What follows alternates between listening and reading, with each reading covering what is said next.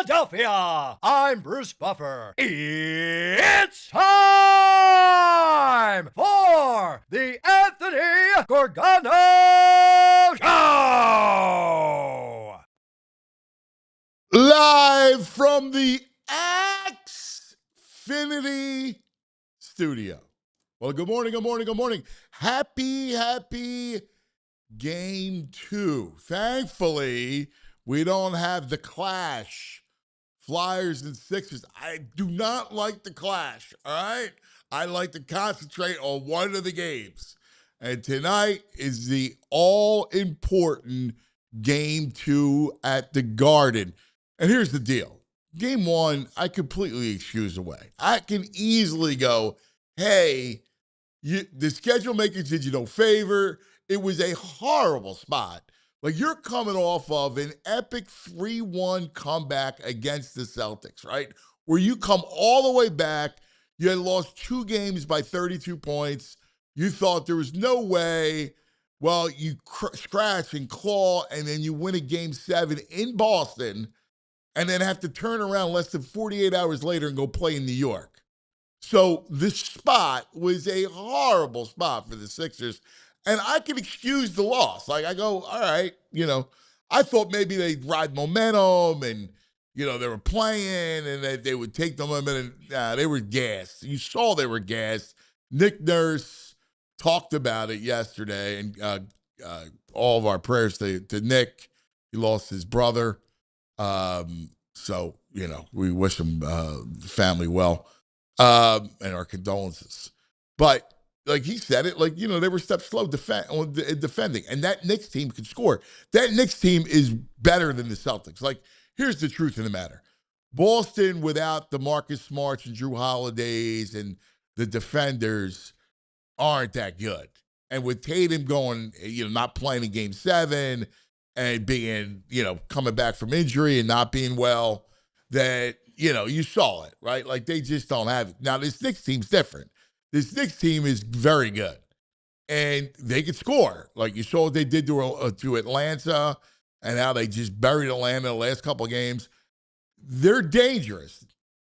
Now, we all celebrated. I'm guilty. I celebrated, coming back from the Celtics. You got Weepy coming back from the 3-1 deficit. First time you beat Boston since 1982. So it was highly emotional for all of us.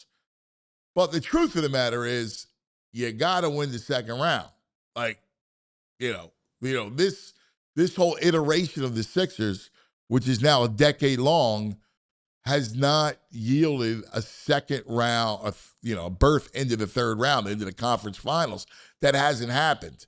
And that's still how you need to be judged. So it all boils down to tonight. They're going to play better. They got some rest. They didn't have to get taxed in that game. Nick Nurse made the right call, which is sit them out early, put the white flag up, get them rest. So they got rest. They're in the same city. Now it's game 2.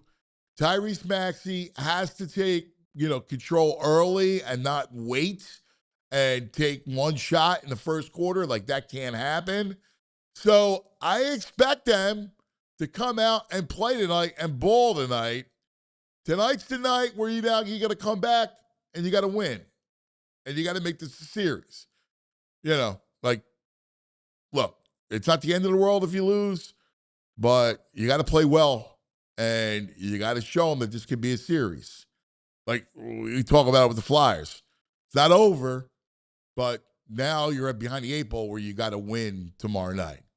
So I'm pumped up. We'll get into Phillies a little bit later on. Lots to do. Devon will join us straight up 9:25. The Brain, Chris Terrian, to talk Fly Guys at 10 o'clock. 10:30, Corey Seidman to talk about the surging Phillies. The greatest thing about last night was Sanchez, looking like Sanchez. 10 strikeouts, looked unhittable. That's a good Oakland lineup, or Sacramento lineup. Like, that lineup is no joke. Kurtz, who's from here, is the player, right? They got guys, Langoliers, like they got talent on that team, especially the top 5 of the lineup can hit. So that was a good performance from Sanchez. And my man goes yard twice. Bryce! Love me some Bryce. And the Phillies now have won 7 of 8 since they fired Topper. We'll pose that question. What does that mean? And in the Love Philly Hour around 11:15, we'll talk to Danny Green. And we'll get his take on the Sixers in Game 2. So VG's in Denver. He's haunting Denver. He's collecting blood samples. Right? So I was pumped up that without VG, I got my main man, my partner on Saturdays. On Fridays, you see him. He's the great Danny D, the AD. What's up, my brother? How we doing, big guy? How you doing, buddy? I'm good, man. I got the whole show with you today. I'm happy to be here, man. You know, we look forward to our Fridays. You come in and chop it up for an hour or so. Yeah, I'm excited to be here, man. We got so much to talk about, and I'm glad we're doing it the day of Game 2 because you're a great hoop man. Well, thank you. Yeah, I'm excited. It's a great time of year, man. Your schedule is just filled with sports every day, and it's like high quality sports. Man. Yeah, it's been great. Playoff, the whole thing. Yeah, I've been getting to watch with my dad. It's been cool. Oh yeah, yeah. Oh, that's great. Yeah, it's been really cool. So Let me see. Is he Sixers or Flyers first? He's a Sixers guy. He's a hoop man. Yeah, he really big baseball and football guy, and I think it'd be hoops. And then, and then Flyers. But yeah, he watches them all. We've been tuned in, locked in, so it's been good. That's cool, man. Yeah. That's awesome. It's good. So let's look at Game 2 because this is, like I'm guilty of it. We celebrate a lot. We celebrate hard. They come back from the 3-1 deficit, beat Boston, and it's been forever since we beat Boston. But, truthfully, this thing gets measured. You got to get out of the second round. And that's been this group's Achilles heel, since, Joel's been around. Can we get out the second round? Haven't been able to. Agreed. I'm with you. I was in the moment and just excited to get over that Boston hump. But we gotta do something else, right? We can't just be satisfied with beating a good Boston team, right? Like, you got to keep going. We got to compete. Tonight's a big one. And, like you said, Maxey's got to start fast. Hit one shot in the first quarter the other night. Let me ask you a question. Because you do a lot of coaching and everything, and you're a hoop guy. I get trying to take advantage of the matchup with Embiid and Cat because he can't guard Embiid, right? So early on when he's on them, you want to try to exploit a little bit. Maybe get a couple fouls, right? Like, so, I mean, my man got him too quick. Yeah. But you can't lose Maxey. Well, that was the lesson from last series. You got to get him going. And, I could tell pretty early on when he didn't push the issue early that it's harder to get in the rhythm as you play, a quarter or two, right? Like, he was slow to get going, and then you saw that he didn't have it. And, again, after that schedule, I was hoping with his young legs that he'd be the guy to kind of push us through. I knew our guys would be sluggish. The Paul Georges, Embiid's, Oubre's, little older guys. But we need Tyrese to get going. He's the engine to me. When he's playing well. Joel is so important, right? We don't win without him. But Tyrese is the engine. He's the closer. We got to get him involved. Gotta get him involved. Here's the other thing, too. You need, I don't know where they're going to try to hide Brunson, if it's going VJ again, because VJ got early shots. Like, you want to make him work, too, on the other end of the floor. Get him in some action. You're right. So you definitely want to do that because he was guarding like Oubre, and you want to try to have some screens and try to, fix it a little bit. All that said, it doesn't matter unless Maxey's cooking. Like, you got to get Maxey cooking. Yeah. And then everything falls into place. Agreed, especially with all the other guys, the role players. I feel like they feed off Maxey, right? It's hard to feed off Joel all the time because it's like you're posting and guys are kind of stagnant. With Maxey, everyone's moving. When he gets the ball, he's getting in pain, he's coming out. Yeah. They're helping off. You get easier lanes, right? It's easier to play off him, I think, than playing off Embiid when he's hot. So we need the role guys. We're not going to win with just him and Joel. We need a third guy to step up and have a third or fourth guy to step up. So have a really big game. But yeah, I'm with you on the first game. Like, we were exhausted. We've been blown out before. They rebound. It's not like they're demoralized by these big losses. No, and you, listen, you've seen it for 100 years. You know, spot is everything. Like when you see that spot, you're coming off that win in that series and what it meant. Yeah. That all of a sudden you turn around and then, you know, less than 48 hours, you're at the Garden and you got Celebrity Row and you got bright lights and you're like, whoa, man, I haven't even gathered myself. For sure, it was a quick turnaround, big time spot. And to the Knicks' credit, they were hot early, man. They couldn't miss. I mean, the first half, I think we were texting. They shot, I think, 68% on twos and like 50 on threes. In the first half. Yeah. I mean, now our defense wasn't great, but they were hitting shots. So like, all that come together is a perfect storm of not a good outcome for the Sixers. But I'm optimistic about tonight. I think they play well, and I think we'll be in there down the stretch. So when you look at the matchup, the biggest problem that the Knicks have is depth. Yeah. Right? Like they're going to run you. They go 8 deep. If that, yeah. I mean, right? McBride and Mitchell. I mean, you know, you got Clarkson. Like you got guys. I mean, not that, you know, but problem is you don't. We have no depth. I mean, at some point, Grimes, he had one game last series, and it was important. He's got to do something because they keep looking at it like Oubre is Oubre. You know, George, you hope, but I mean, George has been playing well. Who else is the guy? Like, you need somebody else. We're playing these guys for running them in the ground, and that's why I texted you the other night. You and Dom, I think we were texting. I said, shame on Morey for not doing anything at the deadline to give us any type of depth. Yeah. I mean, he knew when we were healthy we could compete with most teams.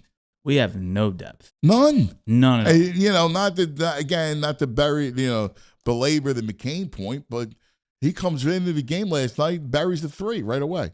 Yeah, I mean, he gives you that ability, right? You need some type of action off the bench, some type of consistency off the bench. We have no consistency. No. Grimes, hit or miss. You know, Edwards is playing 8-10 minutes. Drummond. You know, it's like, what are we doing? Like, we have no depth. And that's a scary thing, you know. In these series, I feel like this is going to be another long one, and then that could be a role in it, right? Like, down the stretch, who's going to be able to dig deep? Who's going to have the bodies? Ain't going to be us. What do you think of this Knicks team? They're good, man. They don't, you know, Brunson, I think, is obviously a star. Cat he's talented. He's soft and fugazi. Like the other night, and if you're pounding your arms on the floor and like agony, and then you get up, like that's what are we doing? Like the dude acted like he just got shot, or what's he playing, soccer? Like I can't stand him. He literally, he fell. It looked like a knee. I'm like, oh, maybe he's hurt. Like the way he's rolling, he's just smacking. His head. He's like, yeah, pounding it. He's in the next play. I can't stand him. Yeah, I can't. But he's a capable scorer. He can make shots. I love the role players. Josh Hart kills us. Yeah. He kills us always. Yeah. He gets 2 or 3 steals. He makes open shots. He gets offensive rebounds. Josh Hart kills us. Mikal Bridges is, you know, hit or miss. I mean, he has all this potential. They have great role players. I mean, it's crazy because they have all that money wrapped up in these guys, in their main 4 guys, but they still have way more depth than us. Like, how does that work out, right? They have. I know. I mean, that's GMing. That's the eel. Yeah, the Eel's been. Listen, Eel, nothing's promised. Everybody's like, oh, they saved their jobs.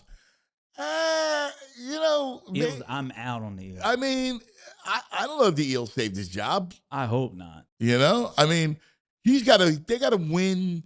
They got to win this round. Yes, if they win this round, obviously they're all. Yeah, I mean, like, to me, you got to win the round. Like, agreed. You know, and I'm willing to just go, all right, I'll slough off game 1 and take it for what it is. But, like, they better come to play tonight. Agreed. So they're a really good team. It's like a love-hate. You know, I respect them. I don't love them as people. I don't like. You know, I'm not a big.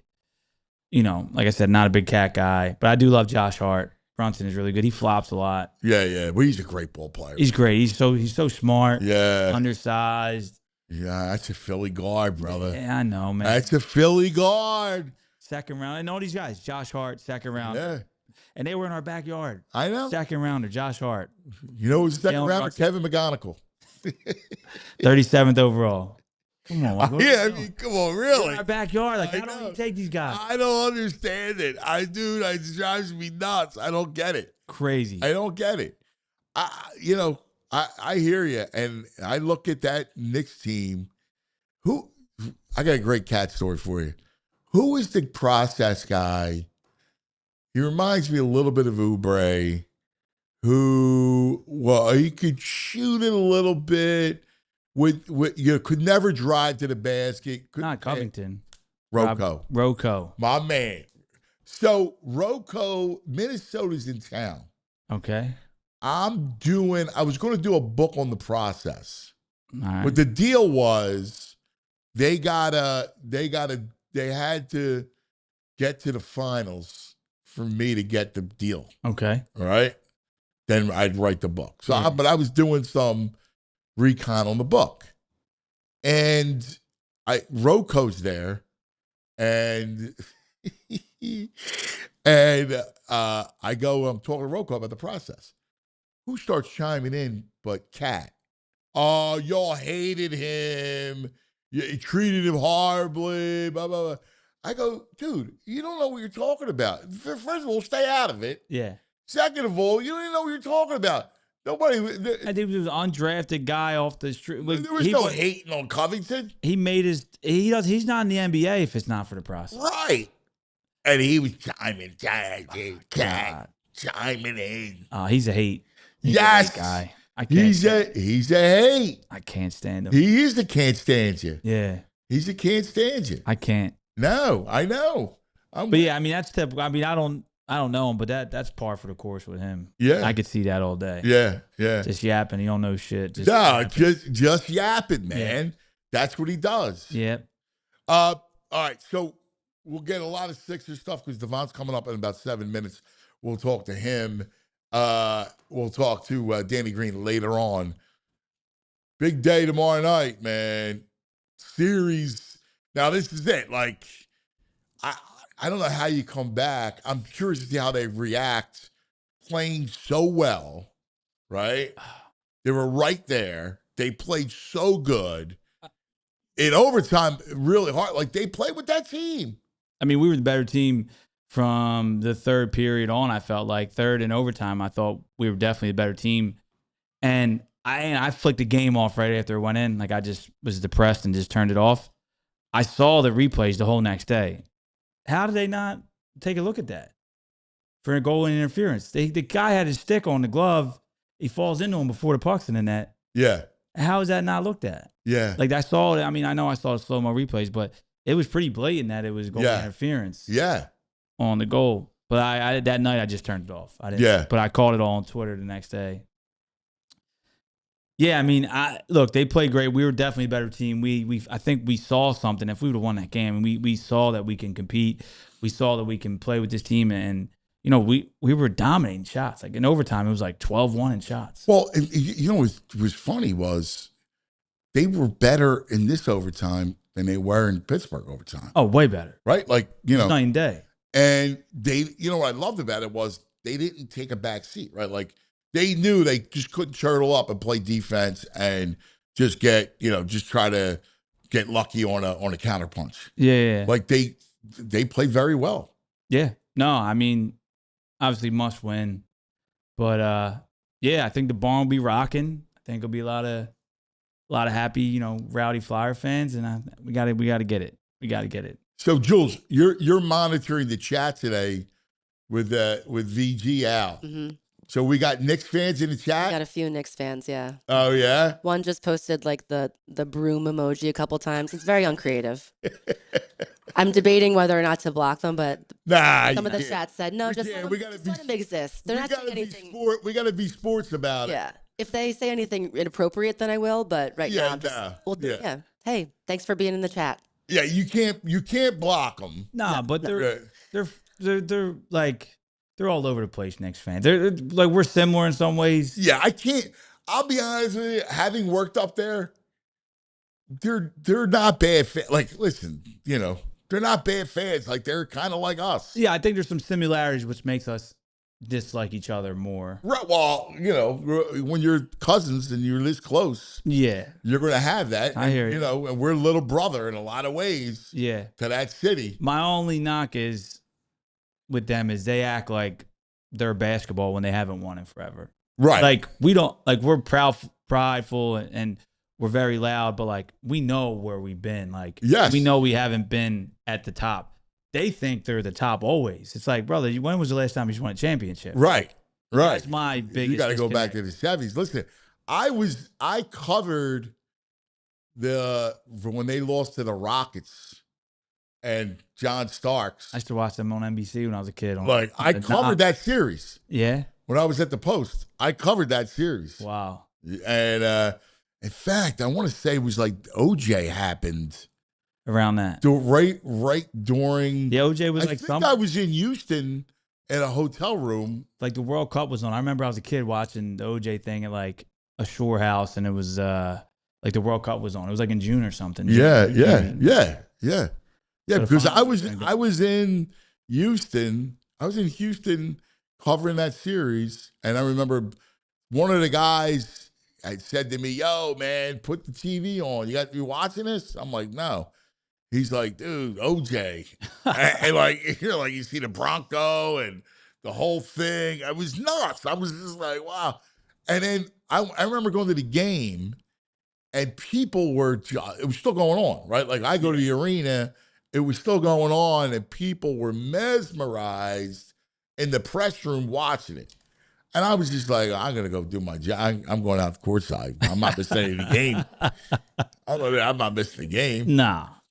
For that nonsense. But that was, was that their last shot?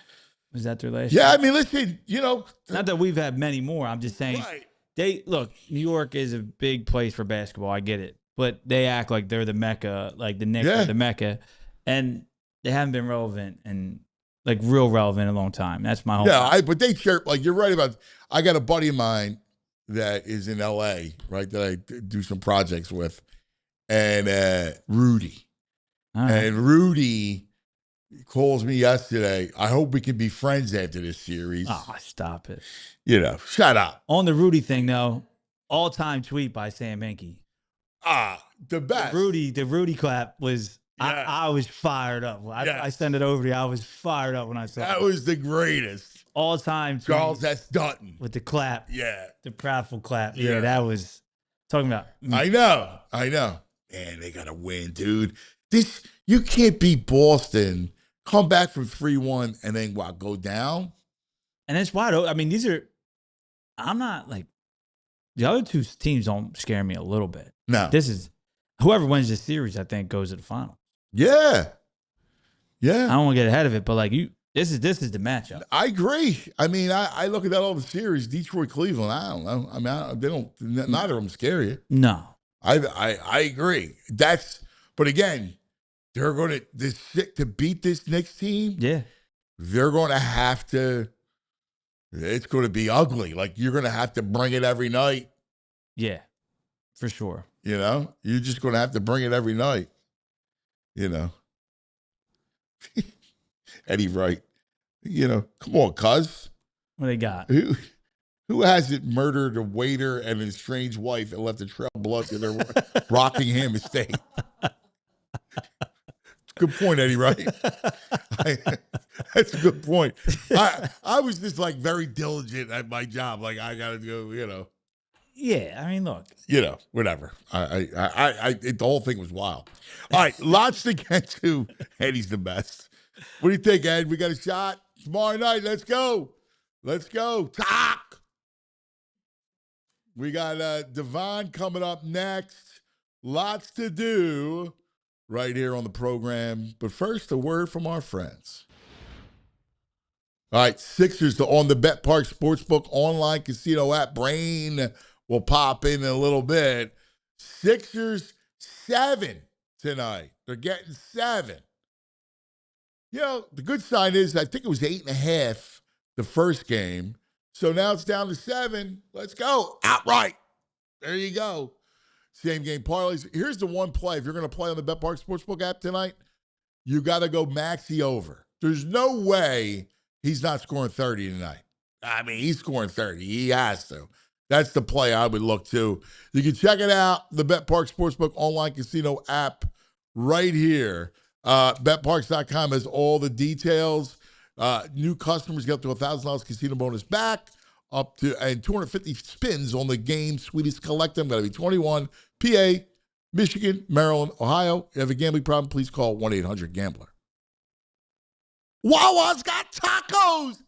Tacos. Oh, Wawa expanding its freshly prepared food lineup with new seasoned beef tacos available for a limited time. Built to deliver bold, craveable flavor in every bite. We're talking warm, soft tortillas filled with Wawa's savory, juicy, boldly seasoned beef, plus fresh toppings that you can customize your way. You got options too, from seasoned beef, chicken, steak, black beans, shredded cheddar cheese. Pick up 2 spreads like salsa roja, garlic aioli, barbecue, ranch, buffalo, chipotle, and you top it off with shredded lettuce, salsa, fire-roasted corn, onions, or pickled jalapenos, all packed in a 6-inch soft flour tortilla, making it perfect handheld or on-the-go option. Seasoned beef tacos doesn't stop, all right? It's available across the full lineup, including burritos, bowls, and quesadillas, so you can mix and match and build the meal that fits your appetite. But don't wait. The lineup is only here for a limited time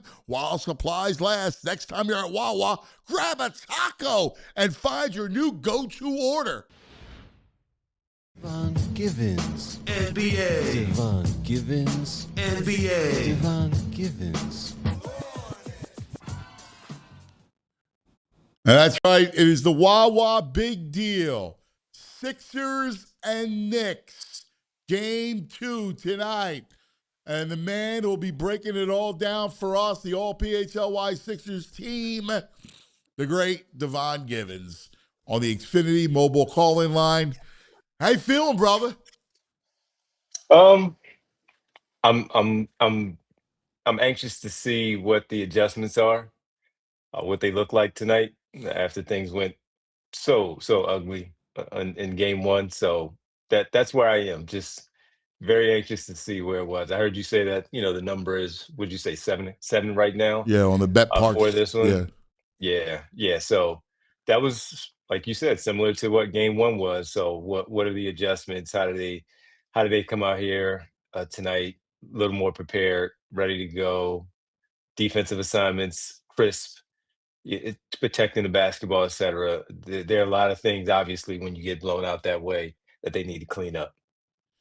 Well, I mean, how much do you put into it? Like, here's the thing. This spot was a horrible spot. Like, when you're coming off of Saturday night, we all celebrated, so I can't blame them. We all celebrated. They came back from a 3-1 deficit. You win in Boston, and you got to turn around in less than 48 hours and go into the Garden, right, and try to beat that team, which is truthfully better than Boston, right? So, I can understand it. Yeah, you can understand it. But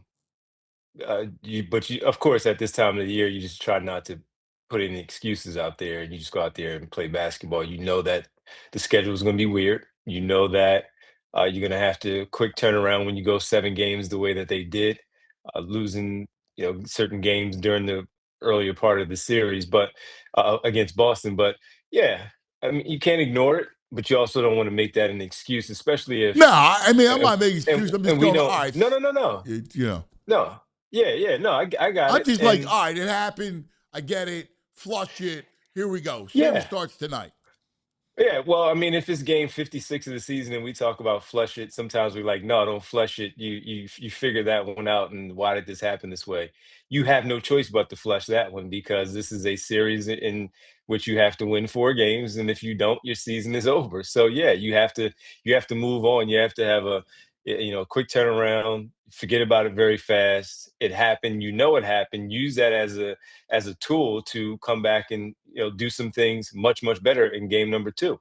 So I expect that they will. That the coaches on their off day were looking at some film, making sure that they tighten up on certain things that we saw that just flat out did not happen at all. I mean, there are a number of things from the defense on Brunson to your offensive execution, the turnovers, missed open shots early on while the game was still close. You're only down 8 after quarter number 1, and then things started to spiral the way that they are. So there's plenty of time. And they lost game 1 against Boston, and they had to play a play-in, to your point, where they had the quick turnaround to get right back on the floor with the Celtics in game 1, and they got their doors blown off in that one. But they were ready and they prepared. They made their adjustments for game number 2, and I expect them to do the same thing tonight. Do you expect them to win tonight? I said Knicks in 7. So if that's the case, then I would probably, just based on how things go, maybe between today and Friday when I, I don't know. I don't know. I expect them to keep it close. I thought they would keep it close in game 1. Honestly, I did. I thought when I had to do my picks for the game in the pregame show, I had them covering that number that was up there. I think it was 7.5 by the time I put my picks in for the pregame show, and I thought they would cover that one. I did not expect them to be so flat coming out of for that one. So they have a chance. I do expect them to make the necessary adjustments. Do I expect them to win? I expect it to be closer than it was in game number 1, where we're talking about it in the fourth quarter of execution, see how things play out down the stretch. And that's where I'm going with that one. One of the things is that we talked about, Danny and I were just talking about Maxey. I mean, again, this is a lesson you should have learned. Maxey can't wait until the second quarter to start cooking. Like, he's got to go right away. I get what they were trying to do, but Maxey can't get lost. No, he can't. I mean, taking one shot and 3 shots. Yeah, and then 3 shots in the first half. You just can't wait that long. He's towing that line of point guard and scoring guard. They need him to do both. And like you said, he's been here before. He knows what it takes. He's played with Joel Embiid for his entire career. He knows the balance of getting him involved and getting himself going as well, while still Paul George getting his. Paul George hit 3-pointers. It wasn't a put the ball on the floor, create for my own shot. They found him, and I think one of them he did create 1-3 for himself. BJ Edgecombe, they found him as well. There's 12 minutes, and he's playing 9 minutes of the first quarter. He should be able to get 2, 3, maybe 4 shots in that first quarter, while Joel Embiid also gets his as well. So he cannot take that long. He has to be aggressive. He has to go. And while the Knicks did play some really good defense on him, that's where they have to hunt his matchup, find Jalen Brunson, and get that mismatch and attack him and put him in the blender a little bit like Brunson was doing on the other end, getting those looks that he got. Yeah, Devon, I think we definitely – and Nick Nurse in the last series did a really good job of hunting the matchups, right? Trying to get Hauser on Maxey, trying to get the bigs on Maxey. We didn't. It seems like in the first quarter we really did a poor job of that. And the Knicks obviously are, trying to, get over the screens and fighting. But we have to find ways to get Maxey involved, because when he's going downhill, it opens up for everyone else. Me and Anthony were talking, like, Joel is great, inside out's great, but Maxey's a guy that really, when he's going, the role players have a better feel, can get going, right? We're playing faster, we're finding guys, and there's lanes opening up, with him driving and kicking. So what do you think the game plan will be? Do you think it's going to be just try to hunt these matchups more and be more, more locked in on doing that early on? Yeah, because really only 2 matchups you look at when it comes to Max. And look, he can get by any of them, but when you're trying to find that, it is Jalen Brunson. Can you get Towns switched on something where you're now using your speed to go downhill on him? But obviously the same thing with Jalen Brunson. And the thing is too, Danny, when the 4 games that they played during the regular season, Tyrese Maxey averaged 30 points. And so you knew they were going to come in and make some adjustments to try to change up how he got his looks during the regular season, since he cooked them the way that they did. And they did that. And he let them off the hook. They let them off the hook with that by not trying to hunt down Jalen Brunson. And we talked about it a lot that night. And we talked about it the next day as to where that Brunson, on the other hand, didn't have to work for anything. He found his matchups and didn't have to work for anything on the other. And it was way too easy, where the Sixers did not make things all that simple for them. So I expect them to try to find those, get those matchups going early. They recognized it.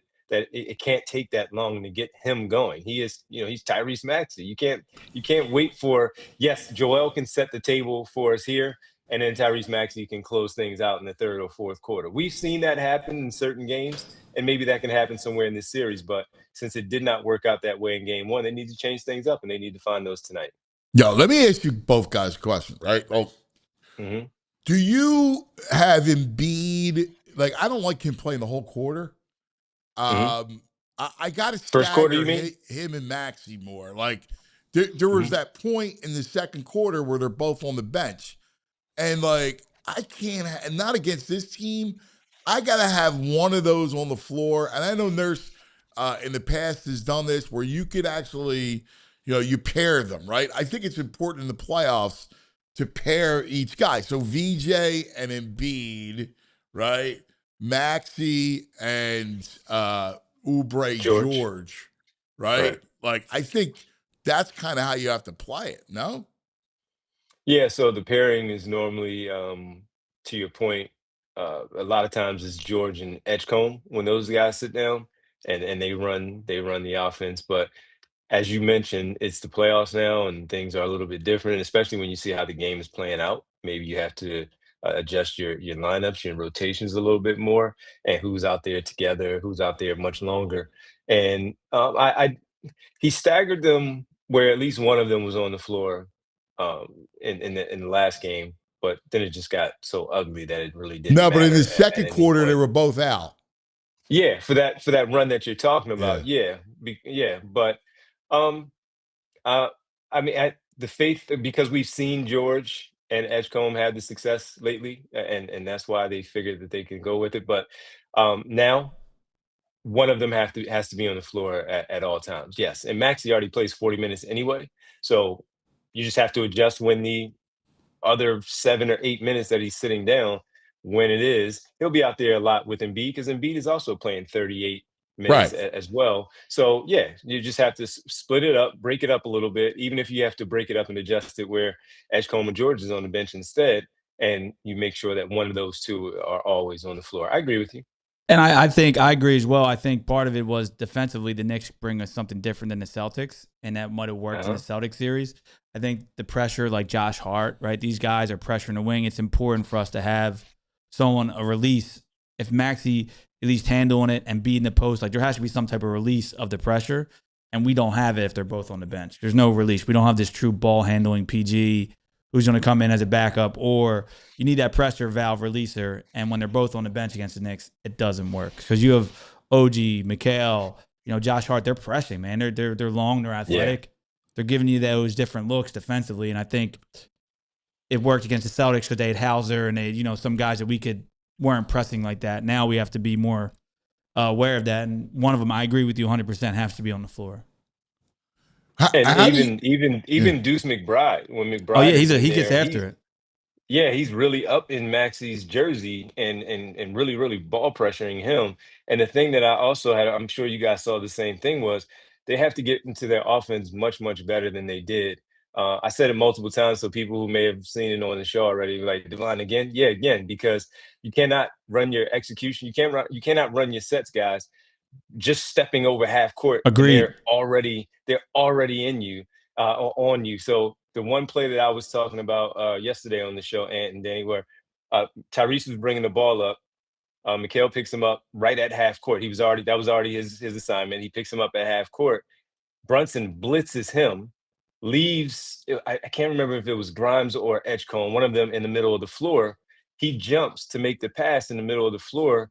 Hart rotates off of George like a free safety, picks it. They go the other way. They get an open look in the corner. Brunson misses the three, but it's the whole point of it. They had a 3-on-1 break at that point. You cannot continue to have that happen. They were getting into their stuff so late, and it was so congested when they were trying to run their stuff in the middle of the floor. So they have to be able to protect the ball and not have their offense start so high up. You can start it high up, of course, if you want Maxey to have more space to get downhill. Towns is going to have to, if he's in drop coverage or if he's playing up high, he's going to have to react and find his way back in, or whomever else is on the back end. Maxey can find one of those guys and spray it out on the perimeter. But they cannot have it as much as it was in the first game, where they are right there in the middle of the floor, and they're being pressed so high where their action gets started all the way back there. Cannot. No. You're 1,000%. Spot on. I mean, it's the difference in the series. Like Derek White picked up Maxey full court, but like that was it, right? Like there was no other pressure like that on the wing. Yeah, this is a much better defensive. It's not even close. The Knicks are a much better defensive team. And the pressure, Devon nailed it. Like you can't run your offense picking the ball up a foot or two inside. Like that changes everything. The spacing's off. And again, credit to them for blitzing. Like we thought the Celtics were going to blitz Maxey more. They never did to this level. But like that type of play, credit to Mike Brown. The Knicks, they're like, we got to get the ball off his hands. We'll kind of let other guys beat you, but also like we're going to make them pick the ball up and make them uncomfortable. And that worked in game one, and we had to adjust. I mean, I'm sure I think we'll be ready for it. We'll see. Let me ask you a question, my brother. How are you dealing with this series with Kale? I mean, well, you know me well enough and long enough as his entire career that I'm always rooting for him. I had to say this the other night because, of course, people were coming at me in the chat. So, I'm always rooting for him. It's never going to change. No, it's blood. I always want him to have, I always want him to have success. And if he's averaging 40 and they lose, it's unfortunate that he averaged 40, had a great series, and they lost. I still win because I get to cover Eastern Conference Finals.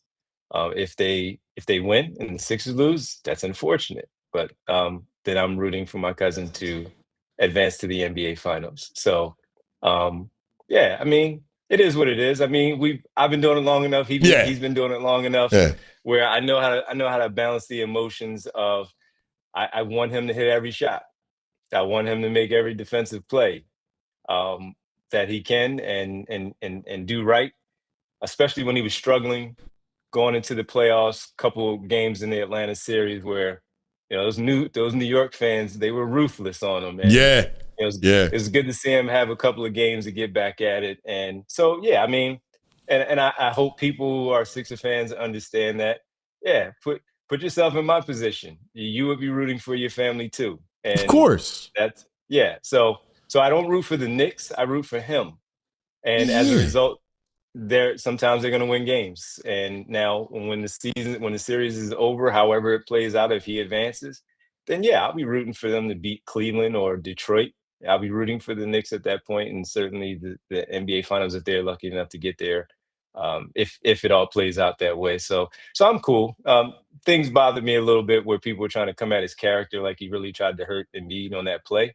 But it is what it is. It's okay. It's game one.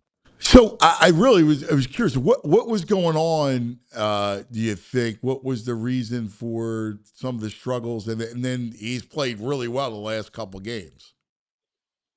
Just he was just in a slump, and he really couldn't make shots, and he got out of it in game 5. I think it was game 5, and then they blew them out. They blew their doors off in game number 6. But that's all it was. It was just a little bit of a slump there.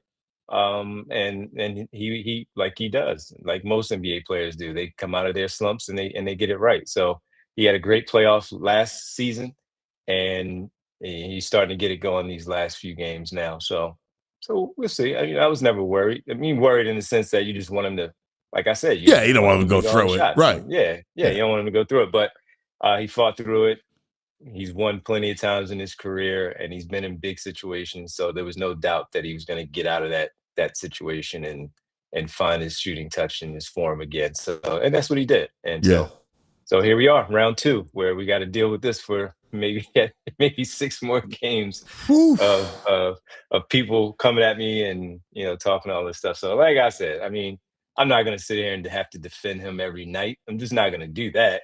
But it's going to be a fun series. Knicks Sixers is Knicks Sixers, and it just has another different element when you have those Villanova guys on their team, and then they try to pull me into it. I didn't do it. I didn't. I didn't trade him there. Devon, that has to be one of the worst trades in Philadelphia sports history.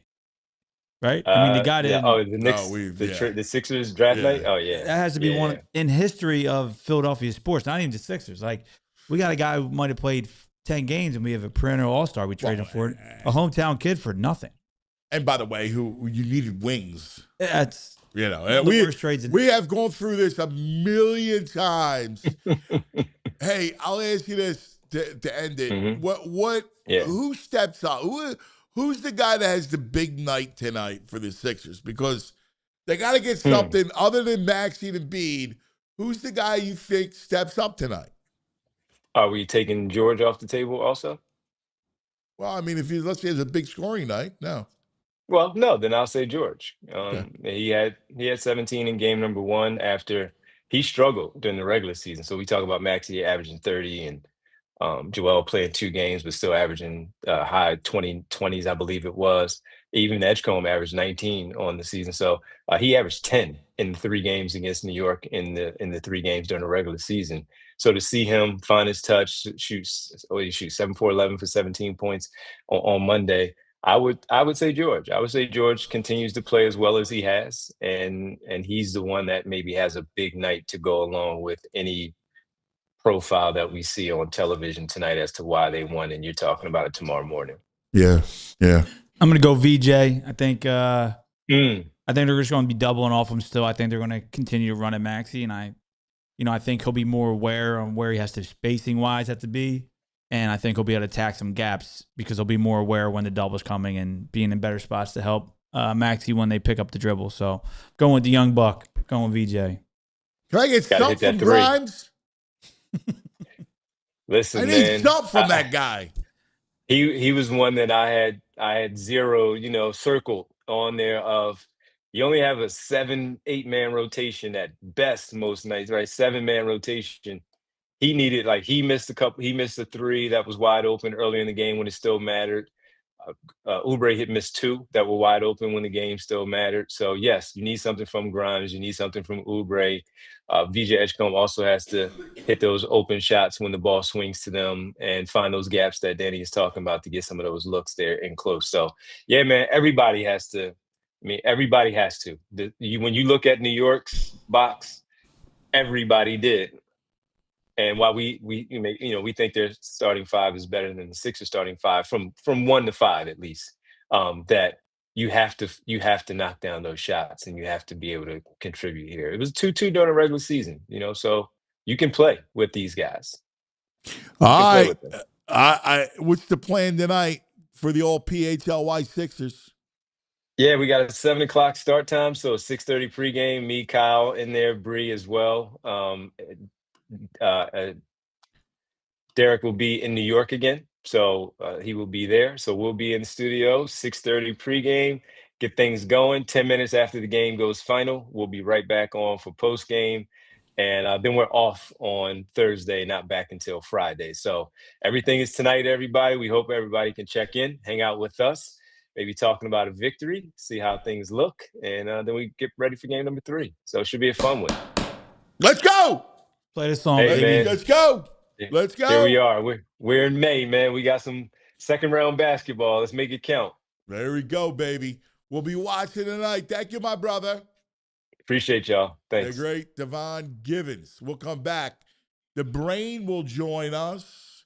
But first, let's talk about our friends. Spring is here. You know what that means. It's time for Ashley's Spring Savings Event, where you'll find inspiring looks at unbeatable prices with select spring styles starting at just $499, which is unheard of in the furniture world. You can buy it now or you can pay over time with no interest for a full 5 years when you shop in store. So whether you're refreshing one room or upgrading the whole space, now is the time. Don't wait for someday. Make it happen today at Ashley's Spring Savings Event, going on now. Shop more spring deals in-store today. For the past 30 years, Golden Nugget Jewelers has operated out of the very same location in the heart of Philadelphia. Customers from across Pennsylvania, New Jersey, even Baltimore, New York City have come to Golden Nugget Jewelers to find that perfect engagement ring, wedding band, or gift. Their staff is highly trained and dedicated to providing a personalized experience. I've gone there a couple of times. I had to replace a diamond in a ring. I had to get a necklace. They're not pushy. The staff is super informative. It's just a great shopping experience. They have a vast selection of engagement rings and wedding bands, along with high-end watches, fashion jewelry, sparkling diamond necklaces, bracelets, earrings, and everything else you could think of. You receive a final cleaning and written appraisal with every engagement ring purchase. And Golden Nugget Jewelers, they're family-owned. They've been operating since 1987, right there on Chestnut Street at 8th in downtown Philadelphia. You deserve an expert, and you deserve the best price. Golden Nugget Jeweler, where Philly gets engaged. Visit goldennuggetjewelry.com. Spring is here. You know what that means. It's time for Ashley's Spring Savings Event, where you'll find inspiring looks at unbeatable prices with select spring styles starting at just $499, which is unheard of in the furniture world. You can buy it now, or you can pay over time with no interest for a full 5 years when you shop in store. So whether you're refreshing one room or upgrading the whole space, now is the time. Don't wait for someday. Make it happen today at Ashley's Spring Savings Event, going on now. Shop more spring deals in store today. All right. Now we got the brain. The brain is coming. And we'll get into him a little bit. I'm curious to ask him about the lines. Like how the Sixers, I mean, they won 4 games last series. The line was rarely ever moved. Yeah. I'm curious. All right, well, let's go to the brain, see what he has to say. Brain. Red, the brain finder. On the Xfinity Mobile call-in line, brought to us by the Bet Park Sportsbook online casino app, The Grind. He is the brain. What do you say, brain? Getting ready for a big Good morning, game guys. too? How are you?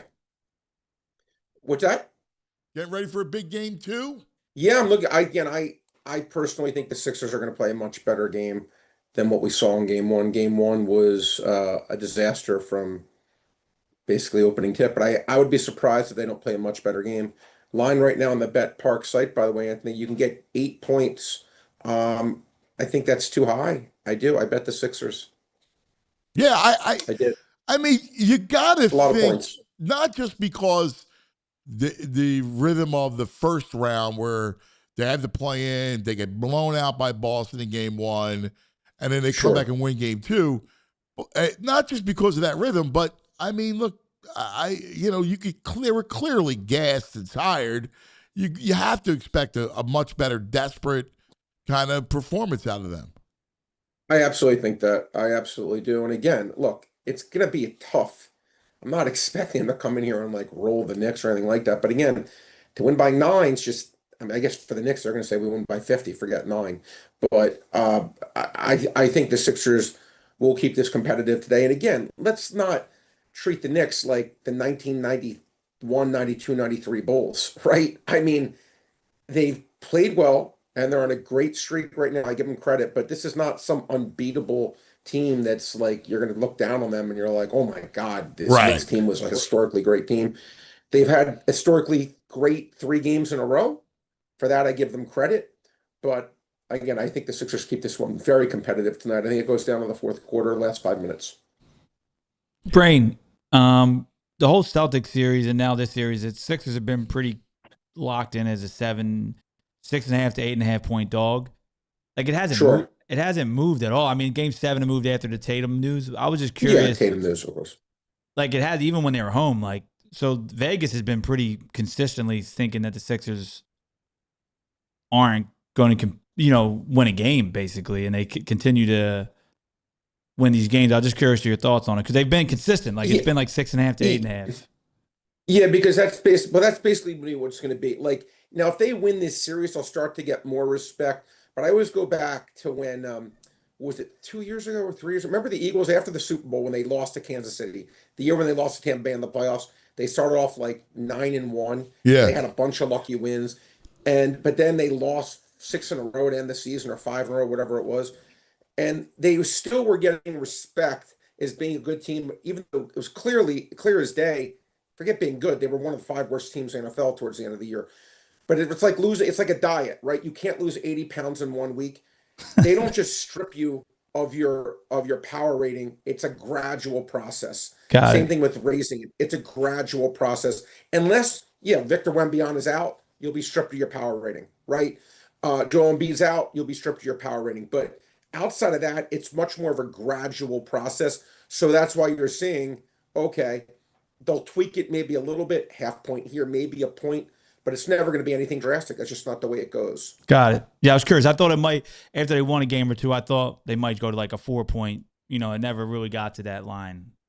Yeah, I mean, but I'll say this. Look, if they win this series, I think as it goes on, now if they were to play OKC, they would get no respect, but they will continue to get a little bit more respect, but it's never going to be anything drastic. The only time it's drastic is if they lose a great player. Winning these kind of games, it's because if they were to beat OKC, which obviously would never happen, but if they were, then maybe you'd see a drastic raise in the power rating.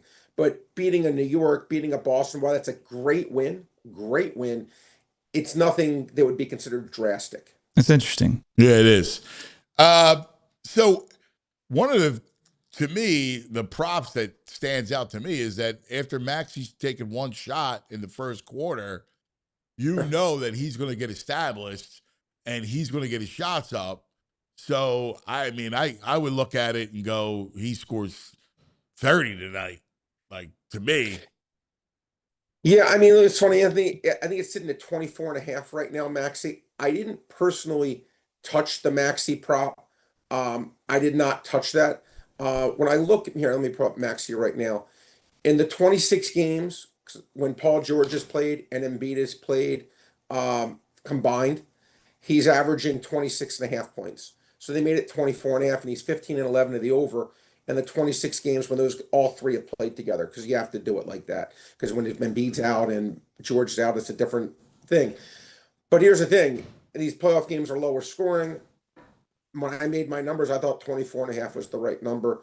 I lean over for the set. Yeah, I thought I would have made it 24.5. That's the number I came up with. But do you take into account knowing that he only shot one shot in the first quarter and then there was a blowout? So that Nurse is going to go, I need to feed him early. I need to get him going, knowing he's going to get more shots.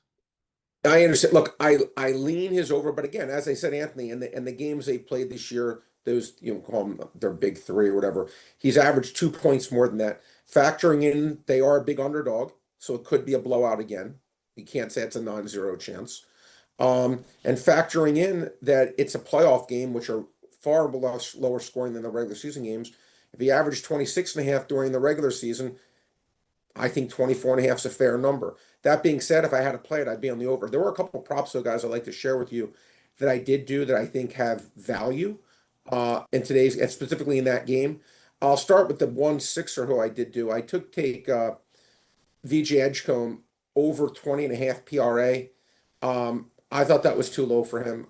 I just thought that should have been closer to 22.5. I took Edgecombe's over.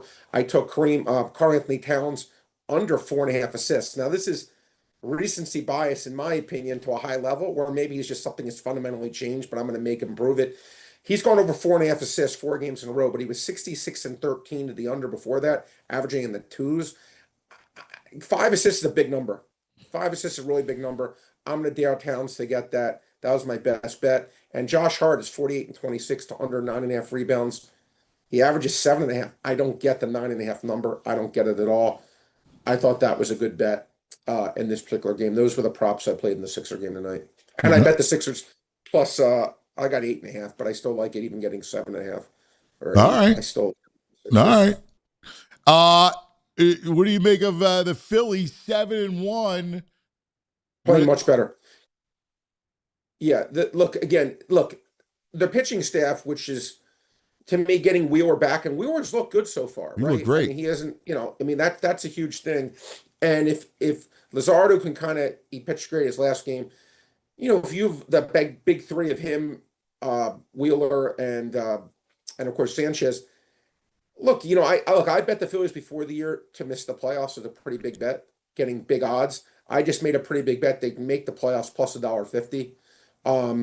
So I think the Phillies are getting on track. I think the Phillies will come in second in the division, and I think they actually will make the playoffs. I do. I think they can get to the mid 80s. I don't think they're gonna win 92, 93, but I do think they can get to the mid 80s because I still think this is a talented team.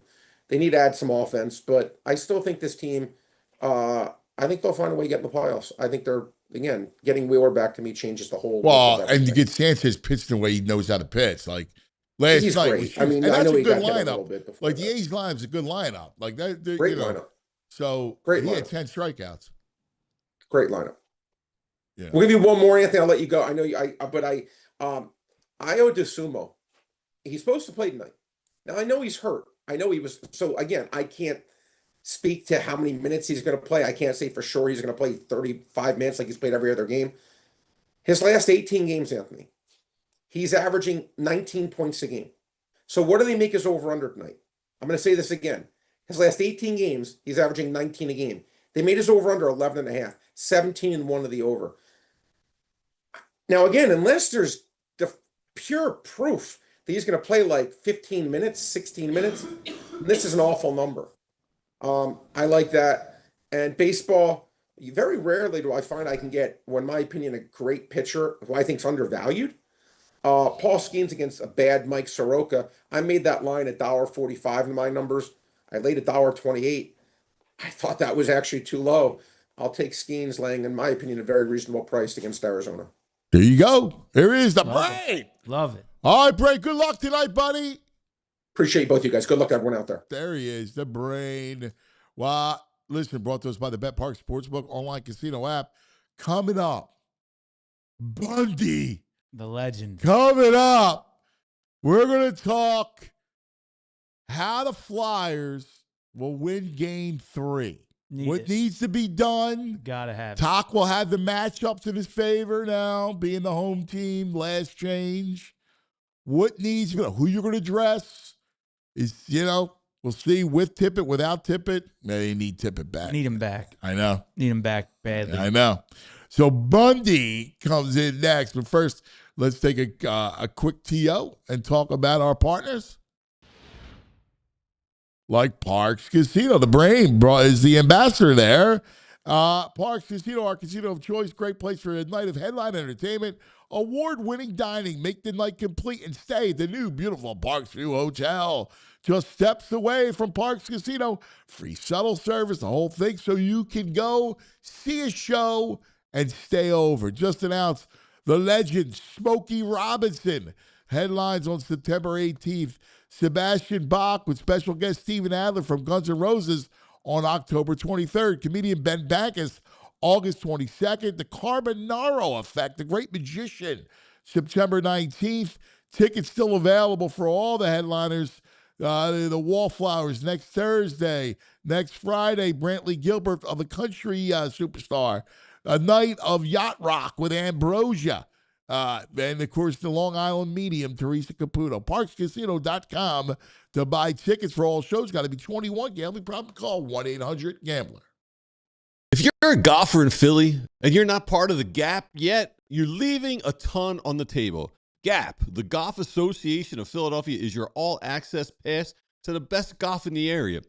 Their member play days get you on the top private clubs and premier golf courses you normally can't even touch. And it's all in a relaxed, fun format. No pressure, just great golf. And when you join, you get a GIN handicap, which changes everything. It levels the playing field, tracks your game over time, and makes every round actually mean something. Plus, for a low annual cost, you unlock access to events, championships, discounted tee times in the entire GAP network. It's the hub for amateur golf in the greater Philadelphia area. Getting started is pretty easy. Just visit gapgolf.org and click join or get a handicap. You can sign up for the online USGA GAP Club for just $55 and get instant access to your membership and get a handicap, or you can host your own handicap through a local public or private golf course that offers GAP. Once you're in, you're in. Events, exclusive courses, all of it. Go to gapgolf.org and get started today. All right, welcome back. Let's get nuts tomorrow night. Ignite the Orange back at the Xfinity Mobile Center. The Flyers, who showed they can play with the mighty Hurricanes. Look, this is it. The whole series, any hope, prayer for the big upset has to happen tomorrow night. You got to win tomorrow night to talk about it, the legend, Bundy. Hello, Bundy. Morning, guys. How you doing? All right, buddy. It's all about tomorrow night, brother. It is, Anthony, and it's certainly the Flyers being down 2-0 in this series. They don't want to fall back down 3-0 because then it becomes a really nasty hole to try to climb out of, and it's unlikely it'll happen. So getting game 3 will be paramount when you're down 2-0 in a series, and the Flyers are going to have to put their best foot forward to get on home ice to try to secure that win. But that's all they're worried about right now. One win. How do we win game 3? That's the focus. All right. You know this team. You've seen Carolina. You know how nasty they are. Great forecheck team. They come at you. What's the best way to attack them? I think it's to do it quick. Everything you have to do against Carolina has to happen really fast, whether it's your breakouts coming out of the zone, working your way through the neutral zone or into the offensive zone. You have to make quick, super fast plays because they defend so well, they swarm you, and they make life very difficult for you to try to get pucks to the front of the net. So the faster that the Flyers move the puck in all 3 zones of this game, they'll have themselves a good chance and an opportunity to score some goals. So that's going to be important. It's going to be really, really important to address Carolina's checking. As you said in the open there, Anthony, Rick Tocchet will have the last change in this series, which will add a benefit to him because he'll get the players out he wants against the Canes' top players. But tomorrow night's about the Flyers. It's about them dictating tempo and pace in this hockey game and trying to get the hell out of there with a win tomorrow night. So who do you trust to generate offense, right? So in overtime, Miskov actually played well in overtime. Couturier's been the best player on the ice the whole series. But one of the things is, to your point, is how do you generate more chances? Yeah, I mean that's tough. They have some good defensemen back there that make plays, but I think that the Flyers need to find more shooting lanes and attack Freddie Anderson in front of the net. You're not in a nasty way, but you're allowed to get to the top of that blue paint and make life miserable on a goaltender. You can do it in a clean way with your stick, your body positioning. That's going to be the biggest challenge for the Flyers. Is how do they manufacture what they did in overtime in Carolina? Because they really had the Canes on their heels for that overtime. They were the ones that were the initiators, pushing the pace and the tempo of the ice, and they had a lot of great chances in overtime. Can they mimic that again in game 3? Those are the type of opportunities and looks that they'd like to try to get a look at again, and try to bury those chances. That's been another problem for the Flyers. They have not buried the chances that have been golden opportunities. They had plenty in overtime. Travis Konecny on the breakaway the other night. You bury those chances, we're talking about a different game right now. Yeah, I mean, TK, that one really hurt. Breakaway, great play. Talking what you just said, fast, right? Really quick, caught them off guard with a really quick bang, bang play, get him leaking. He's got to finish that, being our guy in the middle, right? It's like, you got to do something. He's struggled, man. It's playoffs, man. He's struggled a little bit. Do you switch up the lines at all? Well, it depends what Noah Cates' situation is tomorrow. He may be out. Yeah. He's day-to-day, so he was pretty injured the other night after the game. So that'll be a big tell in terms of what you can do with him. Who comes into the lineup? I'm hoping Owen Tippett comes back into the lineup. That's one of the big hopes that we're thinking for tomorrow night, Anthony. It seems to be like he's been day-to-day to that. So if they can get him back for game 3, that would be a huge push for the Flyers to get Owen Tippett's speed back in the lineup. But Noah Cates, that will hurt. If they don't have him available, that takes away a really good player and a guy who defends well for the Flyers. So that's something to keep an eye on in the next 36 hours. Do you do something defensively with Andre? Do you go with Bonk? That's a good question. I know they've been talking about it. I'm not sure. I'm not 100% sure on that, but I guarantee you there's been discussions about it, whether or not it's a great time to get that young guy in there into his first playoff action in game 3 in a series you're down 2-0. You're asking a lot from the player to do that. I have a feeling they're going to stick with the veteran lineup, but that doesn't necessarily mean that that's what's going to happen. We'll see what Rick Tocchet has up his sleeve. Yeah. Go ahead, Danny. By the way, Bundy, meet Danny D, the AD. He's the AD at Penn Charter, was at St. Joe's Prep, and he's a big fan of yours. Yeah, and I know your boy's at Villanova now playing some football, right? He is. Yeah, he is. Yeah, loving it. So, yeah, he's finishing his freshman year right now and looking forward to some big things happening, hopefully his sophomore year. Love it. Great program. Big boy, man. Yeah. He's a big boy. Great program. Yeah, he's a big kid, 6'6.5". He goes about 295. Yeah. He can move. He's got the attributes. Can he skate? Yeah, he can skate too. Yeah, he played hockey, but he quit hockey to play football when the pandemic started. So he played 4 years of high school football and just loved it. Love it. Yeah, that's awesome. How'd you think Vidard was in game 2? I thought, played well on some points, but also, a couple that he wished he definitely had back. Do you think his confidence will bounce back? Do you think he'll have a strong game? I do. I think he's a pretty resilient guy. He stays pretty calm in the nets. He always talks about his breathing and how he handles himself during the course of a game. I don't think he played a bad game last game. I just don't think the Flyers scored enough goals. After scoring 2 goals in the first 6.5 minutes of that hockey game, you want to see them score at least 1 or 2 more through the course of the game and put the game out of reach. So, yeah, I mean, would Vladar like one of those 2 goals back, the first 2 goals he scored that they scored on him? Probably. He'd like to have a shot at those back. But the overtime one, there was some speculation and even a look that it could have been goaltender interference. He had his glove kind of chopped on a little bit right there. That goal could have been reviewed easily for goalie interference, but didn't happen. I'm confident in his ability, guys, to get the job done and to rebound in a big way for the Flyers in Game 3. Love it. Their style, man, because they play that man style, they're so sticky, man. When you look at their forecheck, are they one of the best defensive forecheck teams that you've seen in a long time? Yeah, they do a lot of good things, and the way that they go at you, they send their forward after the defenseman. And if the puck goes to the half boards, there's a defenseman waiting to pinch on that forward. So that's why I said you got to move the puck really quick and effectively. And then if that defenseman pinches, they have the winger circling back around to cover the blue line again. It almost feels like at times they have an extra man on the ice. Yes, I was going to say, it feels like they had 8 guys on the ice at times. Yeah, that's the way they play, and they play a fast, detailed way of checking, and that's really their coach. A lot of these guys have been together for quite a while in Carolina. They're a very, very well drilled team, and they stick together in the way that they do things on the ice. But yeah, absolutely, Anthony, it does. It feels like they got about 8 guys on the ice sometimes the way they forecheck. And they meet you at that blue line. I mean, they have that wall straight across the line at the blue line when you're trying to get in. And multiple times you're trying to skate it in, they make it almost impossible to skate it in. That's why you need Tippett back. You need him back. You got to get Tippett back just for that. Like he's one of the few guys that could beat them and can get over the line.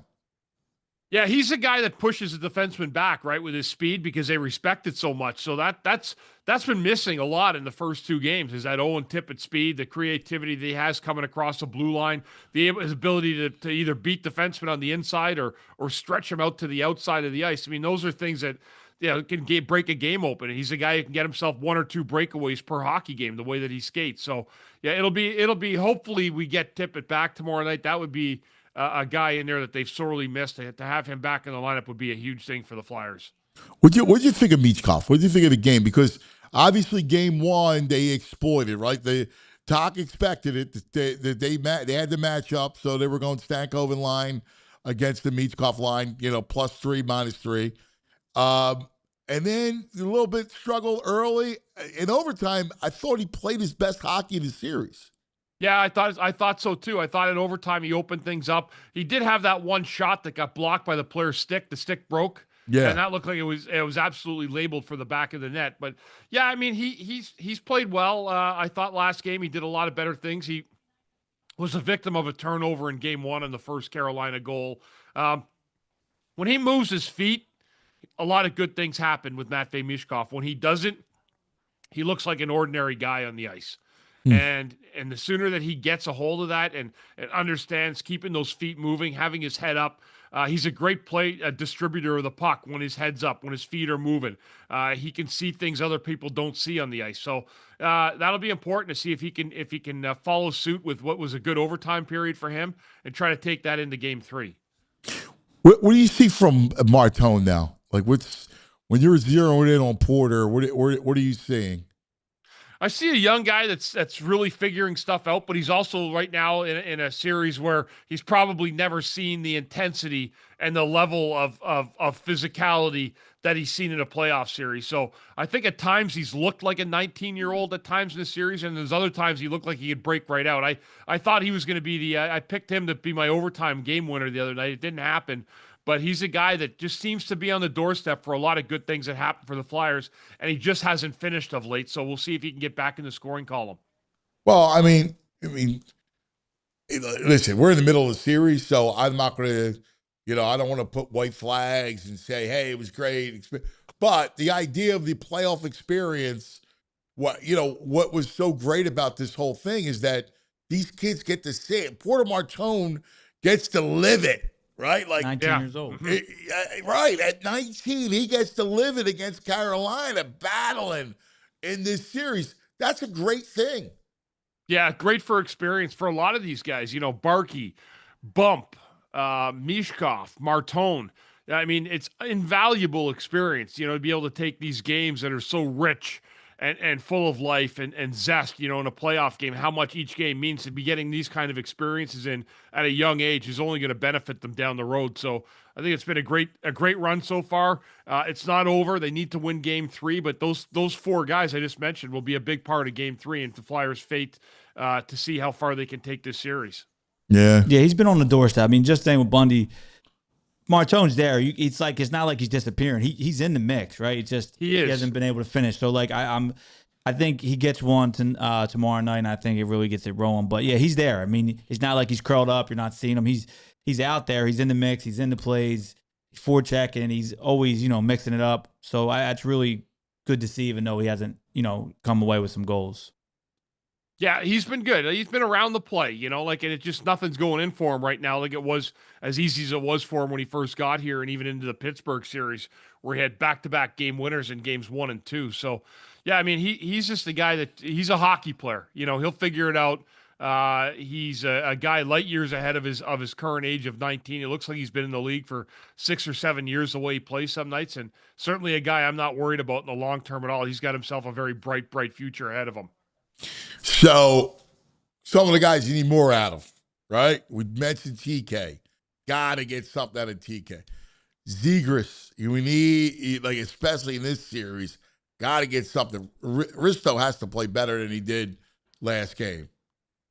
Yeah, Risto needs to be better, and I also think Christian Dvorak can be a little bit better. Those 3, really in a playoff series, you need your veterans to step up, right? I mean, ultimately, they're the guys that are going to carry you through the battles and the wars of a playoff series. But I think those 3 guys, Zegras, Konechny, Dvorak, and then Risto, too, on defense, who's played really well in these playoffs, needs to get back to the level he was playing before the last game.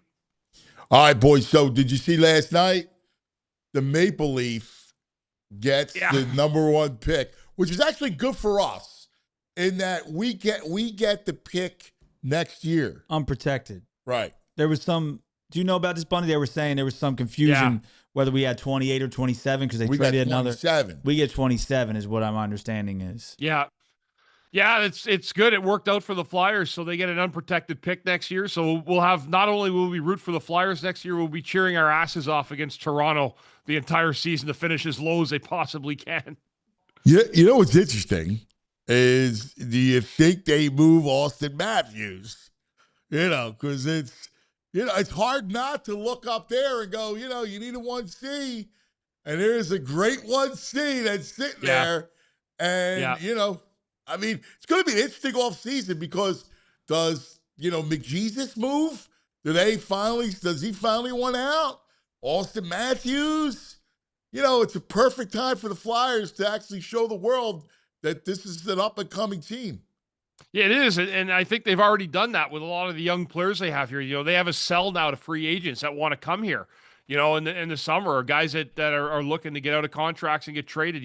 That's up to Danny Briere to get on the phone and try to work a deal out. But certainly interesting when you hear guys like Matthews not sure what his fate's going to be in Toronto, McDavid with just a year left on his contract with an Edmonton team that took a step backward this year. So, you always hear the rumblings and the rumors that, star players want to get moved, especially out of Canadian markets. And that'll be something to keep an eye on down the road. That would be unbelievable if you can get your hands on one of those two guys. What a future you'd have in Philadelphia. I mean, giving them their pick back, I know Canada doesn't want to hear a rebuild, but if Montreal, if Toronto was going to rebuild, this is it. You get your own pick back. You kind of control your own fate.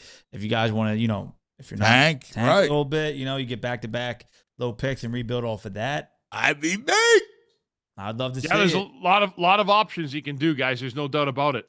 Let's go. Ignite the Let's go. Let's roll, baby. You're the best, buddy. Thanks, guys. Thanks, pal. Great seeing you. There he is, Chris Terrian. Dude, it is fascinating. This offseason is going to be fascinating. And Danny and Jones, they've been very, waiting to push the chips in. They've been collecting the chips. Yes. Now we've proven we can win a series or right. two. Let's push them in, baby. Let's go. Let's make some moves. That'd be exciting. You get one of those two. Yeah, McDavid, I think you have to give away your whole entire franchise. But I think Matthews, us owning their pick I think it's realistic. I think it's realistic too. Yeah, I'm on it. I mean, listen, McJesus is McJesus, right? So I get it. Matthews, now let me ask you a question. 29. Got about 4 or 5 years left in him, I think. Yeah. Right? I mean, you see Patrick Kane, like these shifty guys that, they're these leaders and they hold it on for a long time. Patrick Kane still, he's got to be 37. Yeah. He's still rocking. Now, my man, Eddie Wright says Matthews wants the California sunshine. That could be true. Well, I don't know. Like who, let's sit here and dream a little bit. I mean, we have the leverage of having their next year unprotected pick. That's a big deal. No other team has that. Right, because again, to your point, you control your own destiny. Because if you get that pick back, now you're good. Like you go, all right, well, I'll tank one more year. And you have 2 top 5 picks to build. Right. That's game changing for a franchise. Right. So, listen, you got plenty of sunshine, Austin Matthews, in the offseason. There's plenty of offseason. Get the Jersey Shore. Seriously, he coming here, that would be awesome. Yeah. No, it'd be huge. And we have the equity and pieces to push. Now all of a sudden you start to, because we've been saying it all year. We crystallizing. We have a ton of really tier 2 guys, maybe a couple budding tier 1 guys, but you need one on each side. If we can go get a true center, true number 1 defenseman, we're in a really good place. Yeah, you got to get another defenseman. You got to get a 1D. You need someone to quarterback. We got a bunch of tier. We have solid defensemen. We just don't have that number 1. I don't know. You're a check. If he's at some point if he can be that guy, but you need somebody. They thought it was gonna be Drysdale, and he's not. He's good, but he's not. He's not it. Yeah, you need somebody to quarterback the power play. He's got a big shot. Yeah, you got to have somebody that's a big shot. Listen, I love Sanheim. I think he's played really well. Very well. But you for that power play, the problem is like when you have game 2, the way game 2 plays out, and you have a parade going to the box, when you don't convert, it's deflating. Especially when we're moving and it around. Any shots? Like no, you're not at the top at the blue line, we just don't have the confidence out there, especially with the defensemen. They're just not. They don't have it. And you're not getting. And the issue is, when you're not getting shots, gotta get pucks to the net. And you go a whole power, like they went, a couple with no buzz whatsoever and no shots. That's just deflating. And the way they called the game was horrible. Yeah, it was rough for bad. It was just, no good. All right, let's take a quick TO. We're going to talk a little Phillies and with Corey Simon. And then, of course, we'll get back to some Sixers stuff. I also, in the Love Philly segment, want you to highlight some of the local athletes, right? Because we do this a lot. And the Love Philly Hour is a celebration of everything, of people, places, and things, right? So one of the things I love about when you're doing this is that you give us up to speed on some of the kids that we need to keep an eye out. Yeah, we can dive into some of the baseball kids. We can dive into some of the guys who got drafted locally. We had a couple guys that got drafted or signed with teams after the draft, so we can talk about that. Yeah, I'm looking for. I love the Nicole McGonigal story. It's the best. Is the best. Like the kid's awesome. He's raking. All he does is hit the baseball. Crushes it. Yeah. And it kills me if he's here. 37th. Can you imagine him playing third? Oh my God. Ah! Come on, man. But Jules is happy though. They won 7 of 8. And it killed the Phillies. Jules, Phillies number 1 for you. Yeah. Yeah. All right? Yeah. So during this whole thing, we could tell your mood was dashed. A little bit, yeah. But I didn't give up. I never give sweet. She's so deflated. I'm like, oh, not Topper. I felt bad for him. I'm just, Yeah, I the whole Topper thing. We'll get into it with Corey, but he's convenient. Good guy, but in baseball and hockey are the 2 sports. I was explaining this to my mom. She was asking me, like, what? He seems like such a nice guy. Like, what? I said, there are sports where you need a different voice sometimes, and you can turn it around in that season pretty quickly. Like, they're the sports where a different voice, a little tweak can go a long way. And I know he's a player's guy, but then they were running rampant over there. I think they need a different voice. They need a little bit more discipline in the clubhouse, maybe a little bit more stern voice. What do you think? I don't know. I don't know. And we'll run it by Corey, but the one thing is, it was set up for them to do well. You time it as you're going into a series. Against bad teams. Like, you got, but then it's confidence.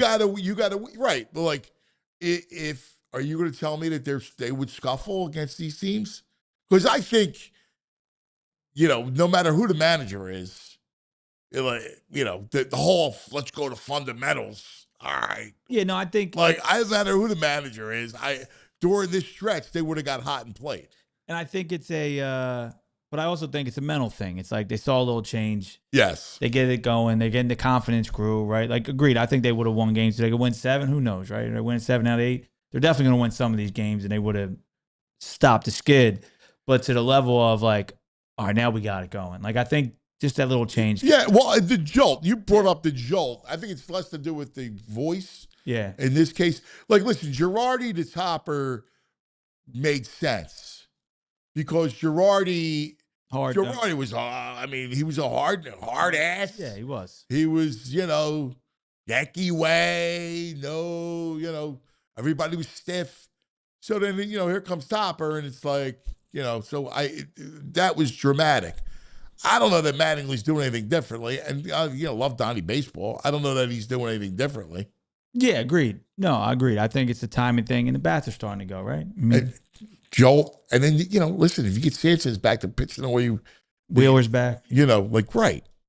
Yeah, I think it was a timing thing again. I think the mental part of it is what changes it and gets the team, get the boys rolling and get them feeling good. I do agree with you that, in the end, baseball and hockey, that kind of change. You see it. I mean, you could have an abrupt kind of hockey they did before the playoffs. Can you believe Torts got hired with 2 games left? Is that nuts? It's crazy. I mean, it's insane. But they're the 2 sports where it can kind of work. I think other sports it doesn't work, right? Football is tough. Basketball is tough, right? Basketball is kind of. But the only sport you can't do is football. You're bad, or you're good or bad, and yeah. I agree. These sports you could be competitive. Football is the one sport you need stability, you need a coach, plan, the whole thing. Yeah, you never see it this team fired a coach midseason. No, that's why there's Black Monday. Yes, the Grim Reaper. Yes. All right. All right. Let's take a couple minutes, and then we'll go to Corey. First, we'll talk about our friends, their new friend, Talkify. Jules, let me ask you something. Do you trust your team to come through in the clutch? So why are you still trusting dating apps that keep striking out? It might be time to upgrade your love life. Meet Talkify, America's #1 matchmaking service. No swiping, no guessing, real people, real matches, smarter way to date. Whether you're in Center City, South Philly, the burbs, dating has changed. Honestly, a lot of people are just over the apps. With Talkify, you get paired with a real human matchmaker, someone who actually gets to know you, what you're looking for, what matters to you, and then hand selects matches based on real compatibility, not just a couple photos in a bio. Think of having a coach in your corner, but for your love life. Right now, Philadelphia fans get a special offer. Sign up using the QR code and save up to 50%. No games, no ghosting, just intentional connections that actually go somewhere. So, Philadelphia, you ready to stop swiping and start meeting? Scan the QR code now. Head to Talkify.com to learn more. Talkify, dating done thoughtfully. Let's talk about Ace Hardware Home Services. They're so important this time of year. Heat and humidity sneaking in. The AC might not be cranking like it should. And the temperatures are changing. It's getting warmer, so don't worry. If you got issues, Ace Hardware Home Services, they got you covered. From AC repairs to water heaters, plumbing, electrical, they're trusted pros that bring the same helpful service you know from the Ace stores right to your home, right to your front door, from Philly to the Jersey Shore. And it's important. They got the right people. They bring the right tools, the right know-how. They got everything you need. So whether it's a quick fix or a big summer project, they've got all the tools. They've got the know-how. Then the people to get the job done right. You see their trucks all around town. All your neighbors are using them. Ace Hardware Home Services, they're bringing the helpful to your home. It's that helpful you love from the store right to your home. So visit acehardwarehomeservices.com today to get started on your next home repair project. He's the man. This for the crowds. The Ringside Man. The Ringside Man. The Ringside Man. The Ringside Man! What's up, my brother? Anthony, the team is hot. Break up those fighting Phils. 10 straight losses, following it up with a streak that's almost as positive. All right, so you're down there. I got to ask you, because we were just having this conversation. We talked about before when it happens that it's strategic when you make the change. Looking at the schedule that's in front of you, knowing you got Wheeler back, knowing that sooner or later you're going to get the Chris Sanchez that pitched last night. So, is it Topper? Is it Donnie Baseball, or is it just the schedule?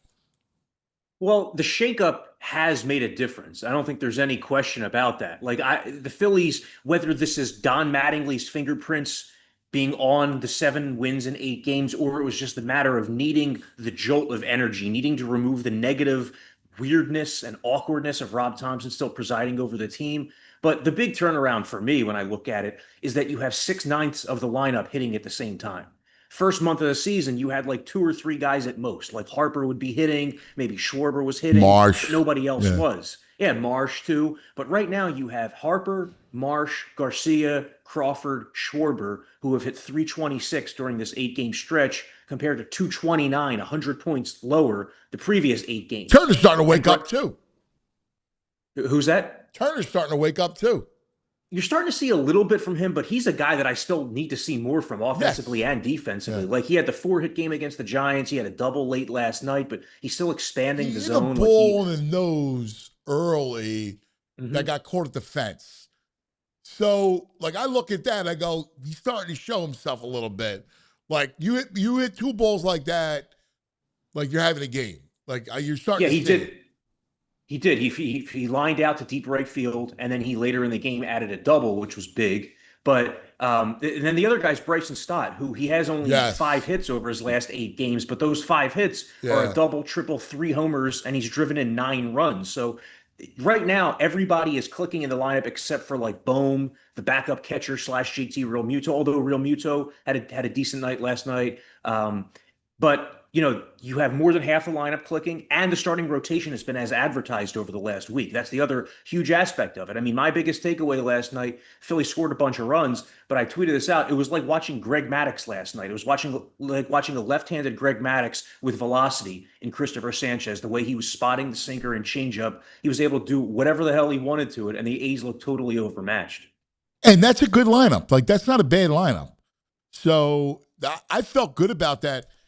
Look, he hadn't been doing that. I mean, he was catching too much of the zone, just like Maddux, having covered Greg Maddux. I remember you get too much of the zone, and he would, sometimes in the playoffs, when you bear down like that, that's when he gives up hits. And you saw 10 hits given up by Sanchez his last outing. So, like, he was hitting spots last night.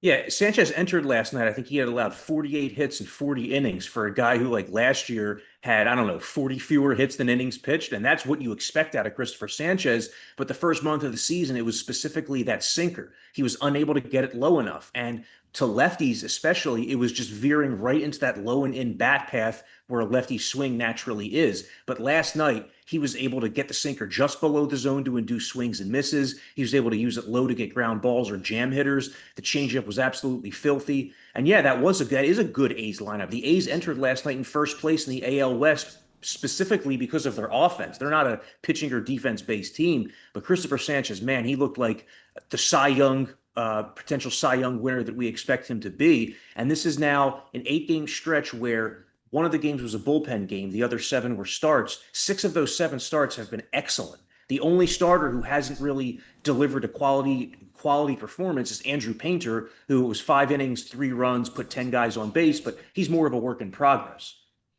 Yeah, we saw. I mean, Nola was very good Sunday. Very good. You know. Do you believe it? No, it's Marlins, but still. But do you believe in that? Do you think that he's going to be able to maintain that, Nola? No, I don't. But I mean, listen, I'll take it. I don't want to just ignore it. It's got to be said. Do I believe in it? No, but here's what I believe in. I believe in Wheeler, and he's shown you that he's there, right? I believe in Sanchez. I believe in Luzardo. And then, I think you just got to get, you just can't get gas can out of Nola. And if you get some, decent outings out of those two at 4 and 5, I'm a little disappointed. I'll ask both you guys, but I'm a little disappointed in Painter's stuff. It's not as electric as I thought it would be. Yeah, with Painter, I mean, it is his rookie season, and I don't expect him to rip off a bunch of quality starts because the Phillies are treating him a little bit differently. But we see him running a lot of deep counts. He's faced some tough lineups, like he's faced the Braves, for example, and the Braves did not swing and miss much against him. I think he faced the Braves twice, Painter did. But it's more laborious than we're used to seeing from Philly starting pitchers. We're spoiled by Zach Wheeler, Christopher Sanchez, who go out there and dazzle. And when they have a situation where they're on the ropes, runners on first and second, they're still able to work quickly and often get out of those jams. It's a little bit different watching Andrew Painter, but I look at it like, that you're going to get tremendous production out of the top 3 guys in that rotation, Wheeler, Sanchez, Luzardo. If one of Nola or Painter can give you a good start each cycle through, even if one of them doesn't, I think you'll be sitting pretty, because that's 4/5 of your rotation, and most teams don't have a high quality number 5 starter. So if Painter can just keep giving you like 5 1/3 innings, 3 runs, keeping you in games, I think it's enough given everything else you have in the rotation. And yes, Wheeler has looked exactly like Zach Wheeler. I mean, he's averaging 94.3 with the fastball, which is a bit down, but he has so many other ways to get you out. And these 2 games that he's pitched against the Braves and Marlins, those 2 teams have their swings and their lack of comfort level at the plate tell you all you need to know about where Zach Wheeler is. Let me get real quick back to Painter. Eyes, your eyes. What do you see out of Painter's stuff? Again, what are you seeing? Good, but not like tremendous. The Andrew Painter pre-Tommy John surgery, he was like rearing back and throwing 99 with like every fastball. Yeah. And he's no longer that guy, obviously. You don't need that on every pitch. But, when he's looked good, the stuff has looked incredible. Like I go back to that game against the Diamondbacks where he was scratched from the start with a migraine on a Sunday afternoon, comes in relief and pitches 5 innings. His secondary stuff in that game looked ridiculous. Yes. Secondary stuff in the first start against the Nationals looked ridiculous. But the problem is that when he's faced better lineups like the Braves or the Giants, who aren't a great lineup, but they have a lot of guys who put the ball in play, he's fallen behind in more counts and he hasn't been able to use that secondary stuff as much. And there's also a lot of like uncompetitive misses, which you're not used to seeing as much. But again, maybe that's a sign of youth. A lot of pitches where it'll be like a 1-1 count and the hitter has there's no chance in hell that the hitter is going to be swinging at this pitch based on where it is out of hand. That kind of ruins some counts for him as well. Yeah. Yeah, I was a little disappointed, obviously, with his velocity. I thought that there'd be a little bit more movement. Sometimes I think he's flat, right? I think the fastball has been flat. And if you're going to be in the mid-90s, he can't be flat. He can't be that flat. And I think, again, he's going to learn. I think he's going to, develop his better secondary pitches. I think they'll continue to develop. But again, it's an upgrade to not have a loss circled with Taijuan Walker every single, fifth start. Now we're in the games, right? If that is, I think, a huge game changer is now that he'll put us in games. With Walker, it was a guaranteed loss. I mean, so like we're now Corey was just saying 4 out of 5 where we have a shot every time. And even Nola, like I don't get the sense that Nola's a gas can every time. Like I don't feel against good lineups that have good lefties. I'm not confident, but just keep me in the game. Like, Walker, you had no shot. That was it. Well, the key with Nola in this start against the Marlins was there were 6 3-ball counts, and none of those 6 ended in a walk. So Nola, it was his first walk-free outing of the season, and he's a guy who cannot put any extra men on base at this point in his career because he doesn't have enough swing and miss to get out of that unless he gets a single ground ball to eliminate the jam. A lot of those home runs earlier in his career were solos, whereas now they're more 2- and 3-run homers because he's no longer the 227 opponent's batting average guy. He's closer to like 275. But Nola was really helped out by Garrett Stubbs in that game. Stubbs threw out 2 runners at second base, which would have been a totally different result if he doesn't do that. Trey Turner, on the other side, made 2 bad plays at shortstop that most shortstops do make. But it was just good to see Nola, even if it was for one night, just like kind of man up and get through those spots with runners in scoring position. Maybe it allows him to build a little bit of confidence, shaving a run off his ERA. And now his next start lines up against the Rockies at home, which is a pretty decent spot for a pitcher as well. And Mattingly talked about more of like location, like basically alluding to Nola's stuff not being what it once was, but like, again, like making sure we're more strategic about the spots now. Like we can't just assume he's going to have this filthy pitch that's going to get him out of stuff. Like we have to be really more aware of how we're pitching him. And I think that was, he talked about Maddox, but like I think it was I like that he spoke about him in that manner after the game. Well, Nola still has the curveball. I mean, he still has that 12-6 knuckle curveball. He still has a sinker that can freeze hitters. It's just the other pitches that don't do the same thing.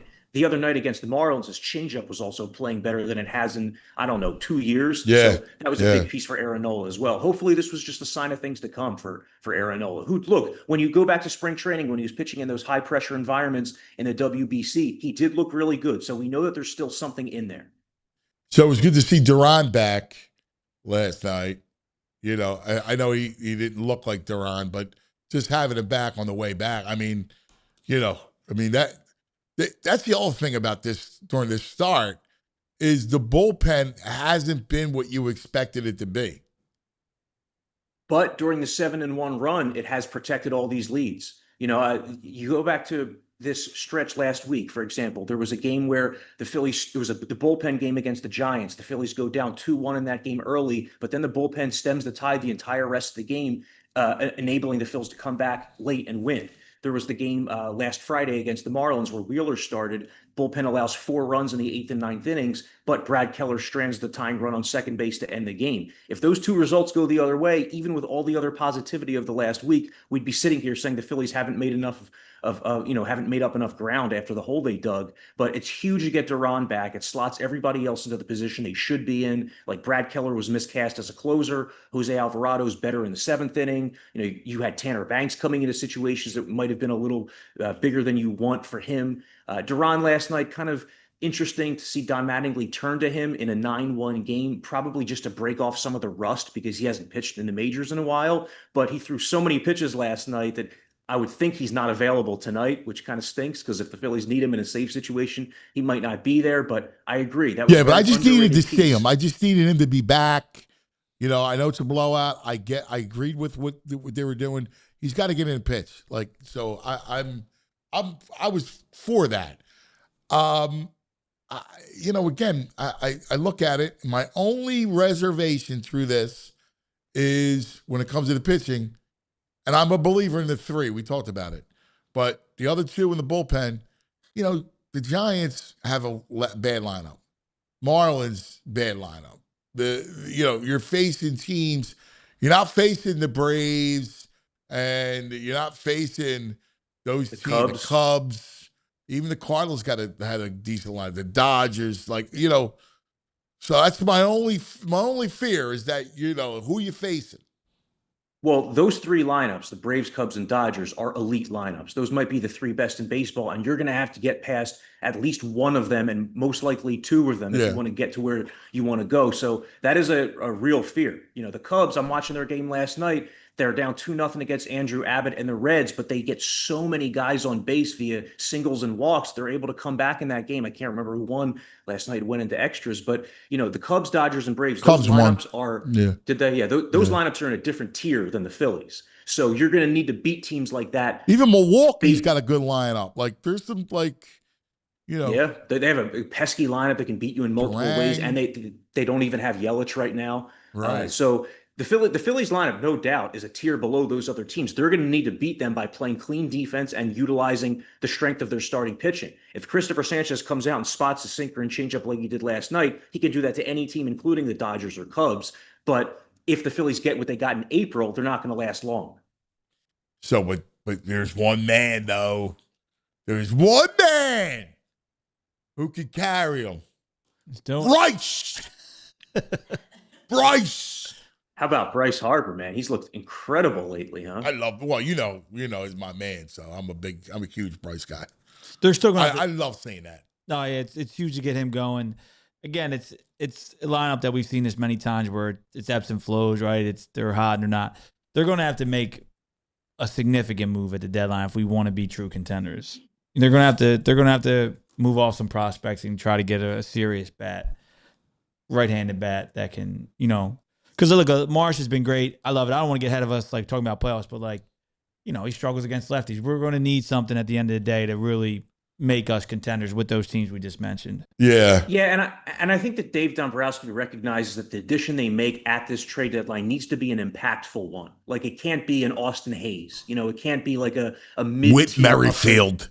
Yeah. It needs to be a guy that you actually think is going to be able to give you a boost offensively down the stretch. And if that means that Brandon Marsh can no longer play against lefties despite how well he's hit this season, then so be it. Or if it means that Adolis Garcia has to come off the bench, or if it means DFAing Alec Bohm or including him as filler in that trade, then so be it. I mean, those are the hard decisions that are going to have to be made this summer because you just cannot let another year pass in this core of Harper, Wheeler, Schwarber, Turner, et cetera, and just let it fizzle out because you didn't make enough of those mid-tier secondary moves.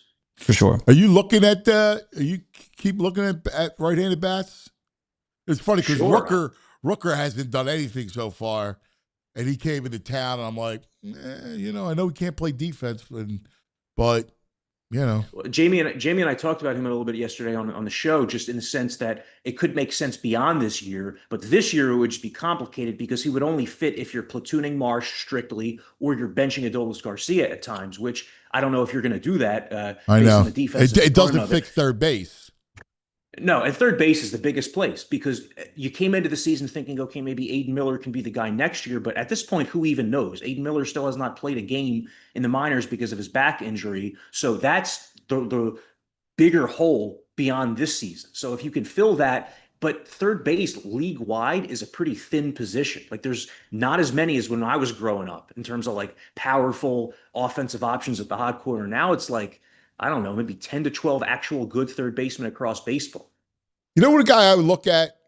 Chapman. I mean, Giants aren't any good. I mean, right-handed guy, right-handed bat, still has pop. Amazing glove. Yeah, Right. Amazing defensively. I think he's on a big contract, though. Off the top of my head, I can't think of what it is, but I just... you got to write the check. So be it. I mean, yeah, he's owed $25 million a year through 2030. So that would be adding another one of these giant contracts. So I mean, I agree. The player that would be a great fit. Yeah, I mean, you're not getting Caminero from Tampa. He's amazing. Yeah, he's unbelievable. He hits a home run every game.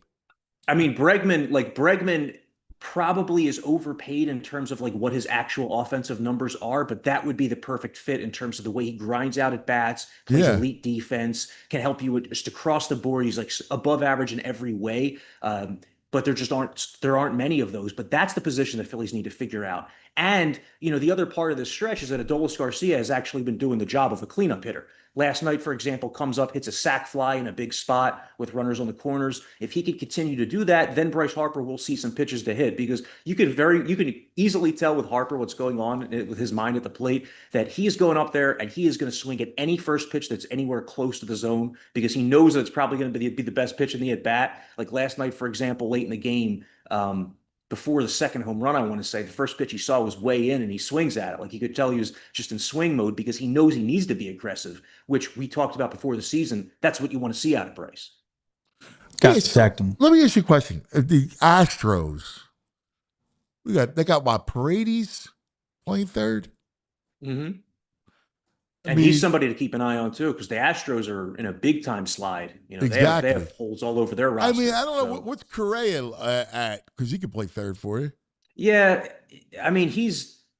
I know he's dwindled. Let's see what his contract is. He's like the last few years, he has not been nearly the player he was early in his career. He's playing better this year though. He's on a 6-year, $200 million contract, so he's way overpaid at this point too. Paredes though could make sense. Paredes is a right-handed hitter who pulls the ball with authority, plays a good third base defensively, and the Astros are going to have to adjust a lot of things on their roster because they have all offense and no pitching. So that could make sense too. Keeping an eye on toward the deadline for two teams that could just flip assets that make sense for the other. Yeah. Listen, I can only lead Dombrowski to water. You know what I'm saying? So we got Philly show today. What's the deal?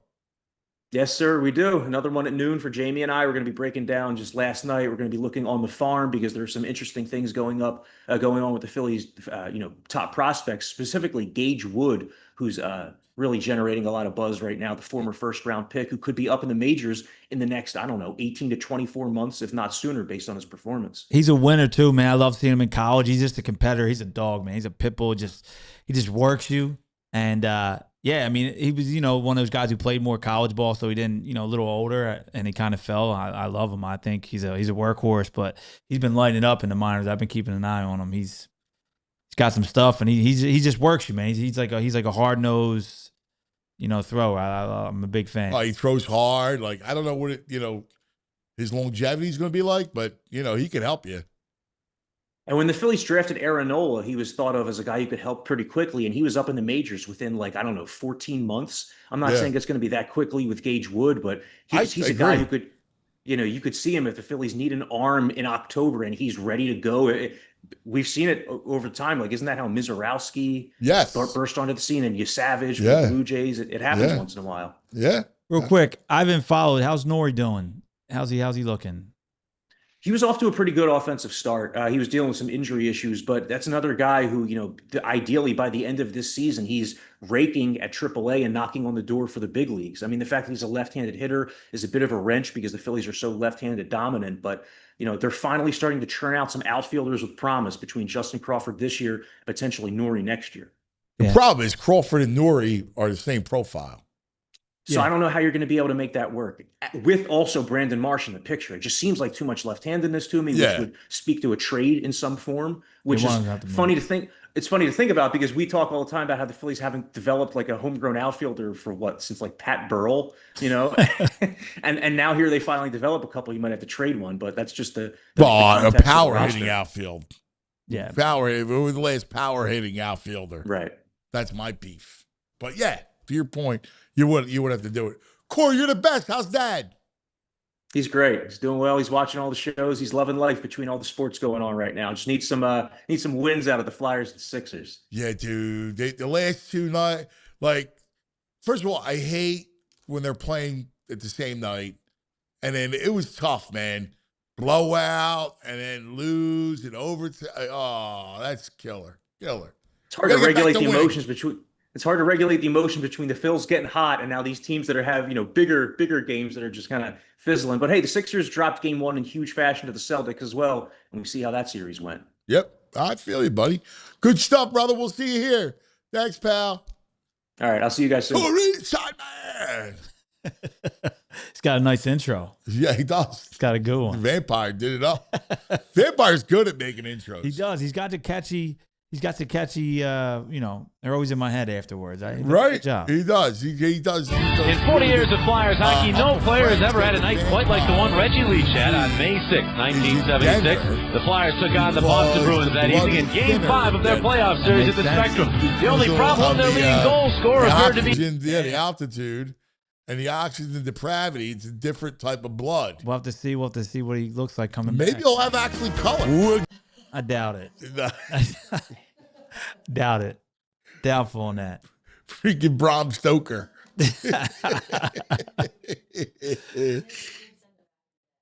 He did? He sent one yesterday. Yeah. Okay. I like it. Okay. We can surprise. We can actually go back in the day. Let's do it. All right. Let's go back in the day, and Danny and I. We're going back. We're going back. We're going back in the day with True Mark. Oh, yeah. It's a little blurry. Wow. What is this? Look at that. Is that Clarky? Wow. The tasting cake. Look at that.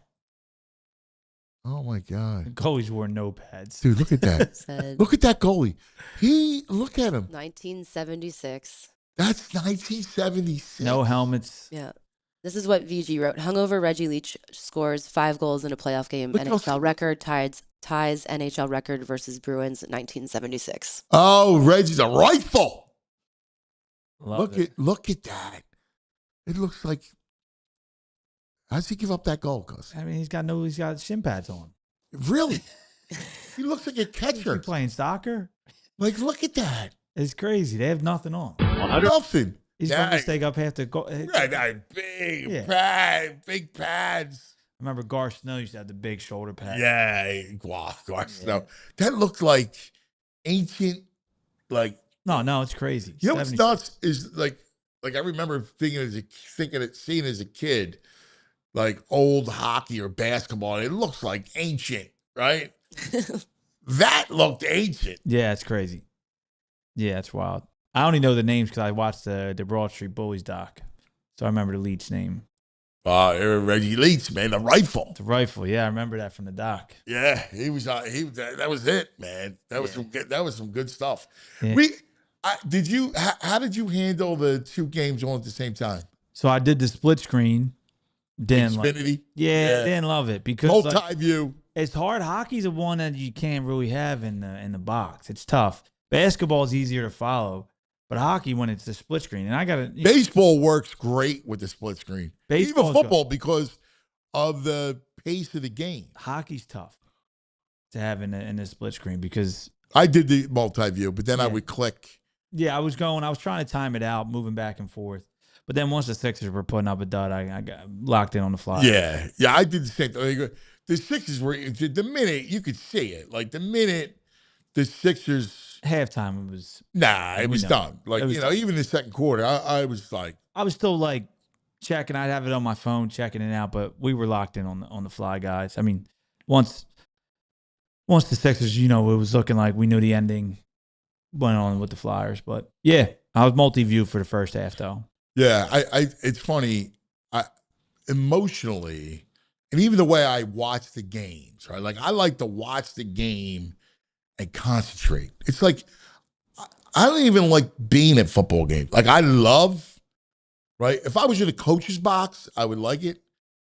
But even in the press box, there's too much talking and chatter. Agreed. And it's like. I got to concentrate. Like, unless I'm in a coach's box wearing a headset, I don't want to be bothered. No, I hear you. I go to a couple games a year, but I'm more of it's easier to like lock in at home for sure. Well, and again, I'm not an anti-party. Like, enjoy yourself, tailgate. Like, it's fun. Like, I get it. Like, but I don't like my football that way. Yeah. Well, you're a true football guy. Well, no, but I don't want to get whacked. You want a good view. You want to see. You want to see the field. field. See it. I want to like. I'm the worst person to watch a game with because I don't even cheer. You're too locked in. Like I my favorite way, like I'll watch with my cousin and like we'll just sit there and like analyze it. Like we'll talk about the between plays and stuff. But like there's no, Yeah, for sure. It's weird. I'm weird. I don't. No, I mean I cheer. Like the thing I do like about its game, if you have good seats and good location, you get the overview. You kind of that's it. I like to see it, right. Luckily, I get good seats from Charlie, our guy Charlie, a lot, and his seats are right under Baldy.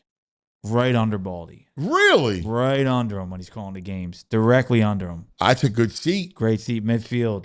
Right under, you got cover. That's a good seat. He's got good ones. Yeah, yeah, I get to see that, but the distraction. Like, there's too many people. Yeah, there's a lot going on. And I could never watch a football game in a bar. Like an Eagles game. No, I never watch an Eagles game. I usually tell my friends, ask, I'm out on that. Yeah. I'll go out afterwards. Right. Yeah, watch but it. Not during the game.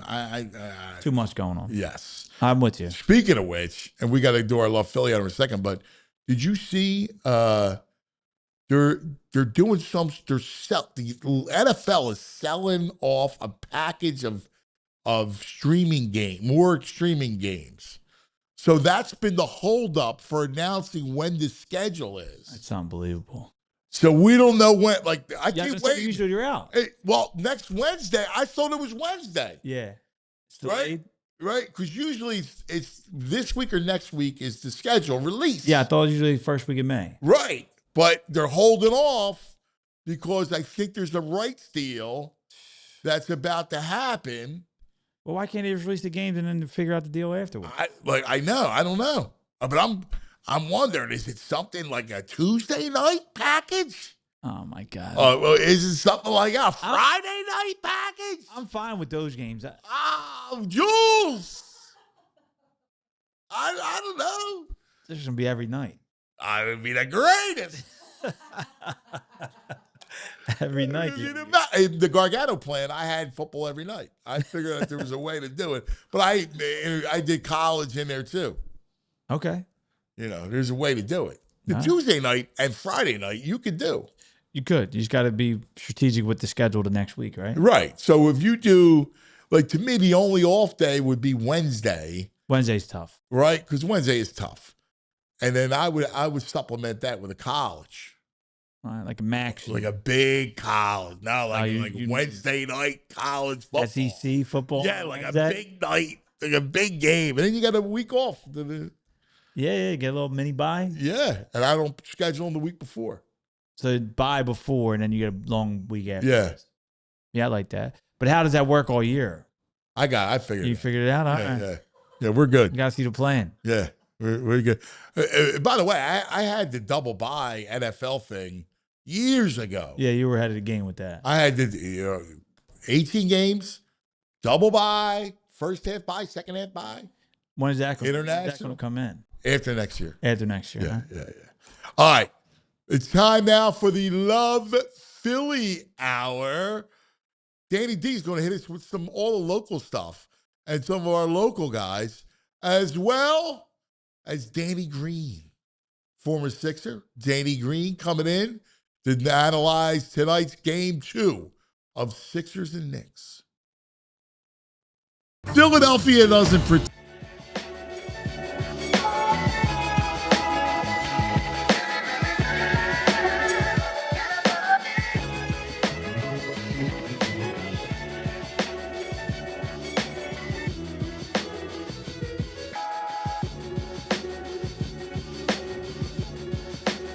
Love Philly, brought to us by Wawa. Who doesn't love Philly more than Wawa? It's the best. Right? Love Wawa. Wawa was born in Philadelphia. Yeah. I love it. Thing. And now Wawa's got tacos. Wow. You might have heard me say that. I didn't know about the tacos. Every once in a while I go, I'm just an idiot. Just shut up, would you? Wawa. I'm going, Wawa's got tacos. I'm like, all right. I'm great. I'm happy. They're good. So a couple things. Danny Green's going to join us coming up in about 10 minutes. But I want to talk about, some of the stuff that you're doing. You're the athletic director at Penn Charter. You built St. Joe's Prep, and you have a pulse of everything going on with our kids. So we're in baseball season. Yep. Let's talk some of the baseball kids. Yeah. So we have a lot of good young prospects, and in the Philadelphia, in the Catholic League, and Interac, and the Public League, a lot of kids are really, budding stars. A lot of Division I players coming out, which is really cool. So there's a lot of people with a lot of potential. Obviously, we talked about the one kid who threw 102 this year. Yeah, Boone, from the prep. He's committed to Duke. He actually didn't pitch much this year. He's starting to come back now. A little bit of injury, and with his prospect and his profile now, everyone's being a little bit more cautious. See, that's the thing that scares me, though. When you throw that hard, that young, 16. I mean, that's the problem. You're an injury waiting to happen, and your body's still growing. You're still maturing. You don't know your full your body. Growth plates, and your muscles are growing. So there's a lot of things obviously that go into it, but there's a lot of prospects, and it's a great area like Philadelphia. We just had the NFL draft. Josiah Trotter got drafted in the second round by the Bucks. Another kid, Samir. Tackle. He's going to tackle. He's a monster. He's going to tackle. Second round pick, great tackle machine. Yeah, he fits that defense well. Yeah, I think he plays quick.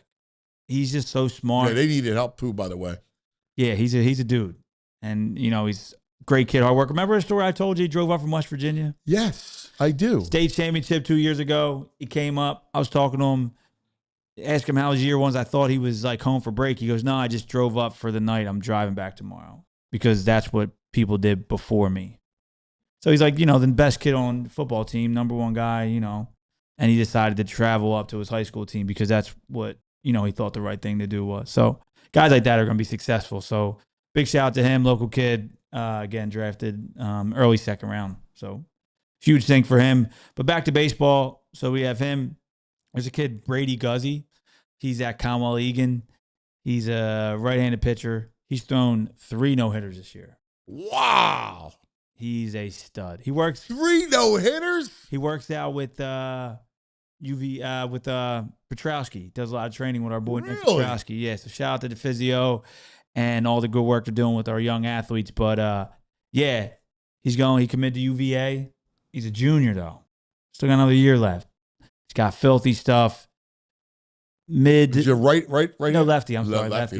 Those mid-90s, but a lot of movement. Well, the beauty of the left-hander is that usually it's a smoother delivery. Yeah. More over the top, less, unless you're not getting harder to pick up the ball. Well, right, but also you don't have to get a lot of elbow action. Yeah, because that's where you're running into trouble. Yeah, but he's probably to me the best high school pitcher around right now. He's an absolute stud. I mean, he just blanks teams, and there's a lot of talent in the area, and he's been phenomenal. So big shout out to Brady Guzzi. He's got big things ahead of him. Another kid, another big pitcher. He's at St. Joe's Prep as well, Chris Grasso. Okay. He's committed to Miami. Another nice. Low 90s guy. A lot of great slider, great off-speed stuff. So another really good player. Is he a lefty too? Righty. But he also hits, man. He can crush. Really? Yeah, he can rake. I love to see it. No, I love that. There's a kid at LaSalle named Caden Smith. He's a Seton Hall commit. 2026 center fielder, catcher, outfielder, kind of does it all right now. But really hits the ball well, crushes the ball. LaSalle is technically right now the 1 seed in the PCL, and it's because they hit, and he's the guy. So let me ask you a question. When it comes to what is the blossom year for baseball? I was talking to Kevin McGonigal's dad, and his blossom year was sophomore into junior. I was going to say his sophomore and junior year were both elite. I think that 16, 17 range is when you really take those big steps. His senior year, he was so developed and everything. He didn't have the numbers he did. And I think that's kind of why he dropped a little bit, honestly. He was a top 5 guy after his sophomore and junior year, projection-wise. He fell to 37. Now, I don't think they put a ton of stock in high school baseball, but people didn't pitch to him. He's trying to press. You have the name. Well, yeah. Well, that's a very real thing. When you got a kid that everybody knows, you're not seeing anything. Nothing. So then you're pressing mentally. I think he might have struggled a little bit more senior year, all these expectations. But I told you, first time I saw him was when he's sophomore. But his junior year, when he struck the ball, I told you it made a sound I never heard before. Yeah. It sounded like, it was wild. He just, how he compacted the ball and how he turned on it. And there's just a sheer force and power he hit it with. And again, a guy's 5'9", you know, he wasn't this overly guy. I mean, that's what's beautiful about that is that, you know, normal sized dude. Yeah. And he just rakes. Like my godson, Sammy, he played with him. Sammy was a good ball player. In fact, I remember talking to you about him. Yeah. You know, and Sammy was a good ball player, and they played together, and they were like on par. And then he just took this other leap. Yeah, I would say you look, kids, it changes it's different for every age group, but I think like the guys who make that big professional leap, you see it in that 16 to 17 ranges, like where the light goes off and they start separating themselves. Yeah. You know, but he was special and he's killing it. So yeah, we have a ton of prospects around here. We have another kid who's at Malvern right now, Wake Forest commit, Brady Abbott, can really go, does it all. He pitches, he can hit. Really talented. So again, we have a lot of talent in the area that are committing to high Division I levels. Yeah, that's huge. Well, we'll do more of it, and we'll expand it a little bit coming up after Danny Green. But first, we got to take a quick TO, talk about our friends, and then we'll talk to Danny. Looking forward to Danny breaking down this series. Let's talk about our partners like Parks Casino, Street Road Bend, Salem, and the BetParks Sportsbook online app tonight. Sixers 7-point dogs at the Garden. You can bet more than just a score, right? Points, rebounds, assists. I still like Maxey. All right, over. I like over. Right? Wheeler on the mound for the Fightins. You know that's going to be good. Make your downtime fun time on the BetParks Sportsbook online casino app. Always another way to win. New casino users get up to $1,000 casino bonus back, plus the hot 250 bonus spins on the hot slot game, Sweetest Collectum. Play hundreds of slots, Cash Eruption, the whole thing, all your favorite casino games right on the app. You got to be 21 in PA, New Jersey, Michigan, Maryland. Again, new users only. You got to be 21 in Pennsylvania, New Jersey, Michigan, Maryland. BetParks.com for details. Gambling problem, call 1-800-GAMBLER. All right, let's talk about Xfinity and the Xfinity price guarantee. What if I can tell you have reliable, intelligent Wi-Fi? And I can tell you that you keep the same price for 5 whole years. That is the Xfinity 5-year price guarantee. Imagine Wi-Fi that makes everything in your home work together. Yes, finds and fixes problems before you even notice them. Like super intelligent Wi-Fi with a 6th sense to let you stream the game even when the whole family's online playing video games. All your devices working in perfect harmony for 5 whole year. That's right, the best part, no annual contracts, no hidden fees. Xfinity's best equipment included. Take it from me. A lot changes in 5 years. Championships are won, records are broken, kids grow bigger than you. But your Wi-Fi should stay reliable and the price should stay put. Lock in your price. Unlock the possibilities with Xfinity. Learn more, Xfinity.com. Xfinity, imagine that. Select plans only, restrictions apply. As we hang out here. I got a funny Danny Green story. You do? Yeah. Really? When he came to Philly, before he was like, what did he come during COVID? I forget. I was getting hit up by a lot of guys in the NBA at this time through like Drew and stuff. He worked out at Drew Hanlon. Yeah, he worked out in. You're close with Drew Hanlon. Yeah, great guy, Drew Hanlon, good friend. But Danny Green worked out in a rec center in Fishtown. I got him the keys at 10:30 at night when he first got here. Really? I don't know if he wasn't allowed in the facility yet or like what the deal was. It might have been COVID. I forget. But yeah, I met him down there late night, let him in. He got some shots up. That's a worker, right? I'm working 10:30 at night. Listen, that's why he could shoot the lights out of it when it came to it, right? Yeah. Like Danny Green could shoot. He could shoot it. Oh, look at this. We got him on the line with us. That's right. Odyssey NBA Insider, Danny Green, brought to you by the all-new Hyundai Palisade Hybrid. Make every day epic. Good morning, Danny. Morning, fellas. How you guys doing? Yo, do you remember Danny D? He got you the keys to the gym. I got you in with Chuck Ellis before down in Fishtown. I remember when he brought that up. I remember that. It was sorry, let me turn this for you guys a little better. It was I had COVID. Did I have COVID? No, it was a thing where I was not able to practice with the team yet because of the trade had Something happened like that. time. Yeah, we had to get you in. Yeah. So I think Tyrese, and maybe somebody else. It might have been Dwight. There's 3 guys that were out. Tyrese, I think, might have had COVID at the time when it started. I was a late trade, so I was traded from LA to Oklahoma, from OKC to Philly. So there was like, I had to sit out. I couldn't practice with the team till like a certain date, so I had to be out and away from the team, and I had to find my own way to work out at different times. So yeah, Chucky's my dog. We still talk to this day. Yeah, good people. Philly guy. Chuck Ellis, great guy. Yeah, that's beautiful, man. Getting some work in. You get shots up, man.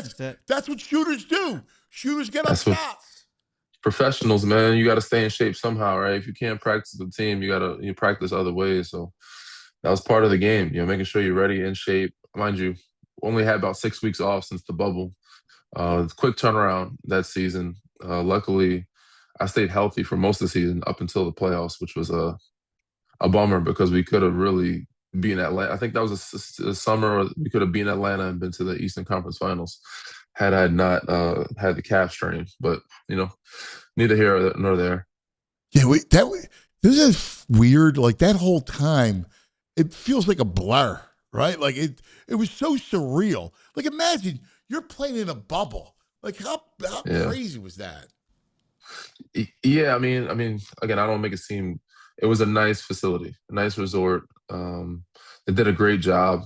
Just being tested, looking back, being tested every day, like twice a day, was kind of wild. Just being in any space, regardless of how nice it is, for 100 days, the walls close in on you. So it was more mentally and emotionally taxing. Physically too. I mean, like we probably practice every day. Every other day we had games because I was trying to get the games in. We missed some regular season games, but mentally and emotionally it was heavy. Yeah, that's wild. Yeah. All right, let's talk about this series. Game 2 tonight at the Garden. I mean, do you look at it like this? Game 7 against Boston. Sixers come back from a 3-1 deficit. Tough. And then you got to turn around less than 48 hours and go to Madison Square Garden and play in that environment against that team. You almost have to just throw out game 1.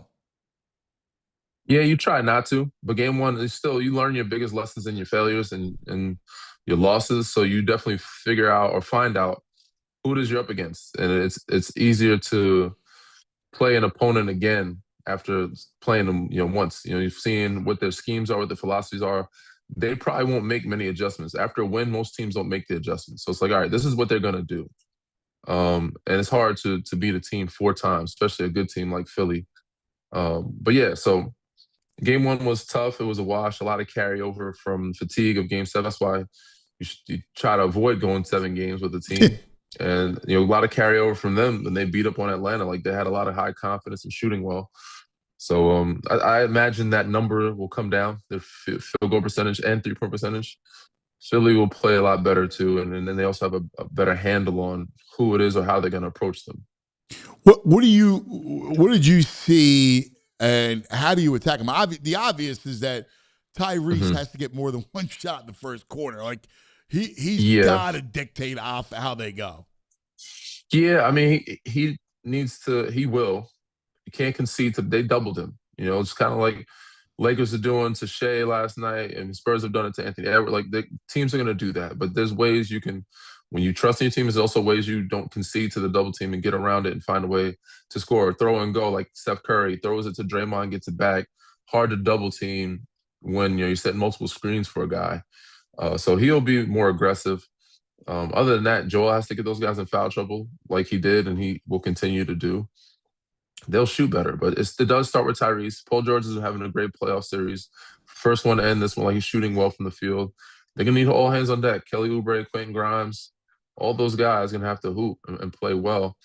So, I mean, I think the biggest adjustment is will them shooting better and playing better, like not conceding to the double team, but on offense, they can do some more things, attack certain guys to make them, get more fatigue. You don't want Jalen Brunson getting hot again. You got to put him in actions on defense.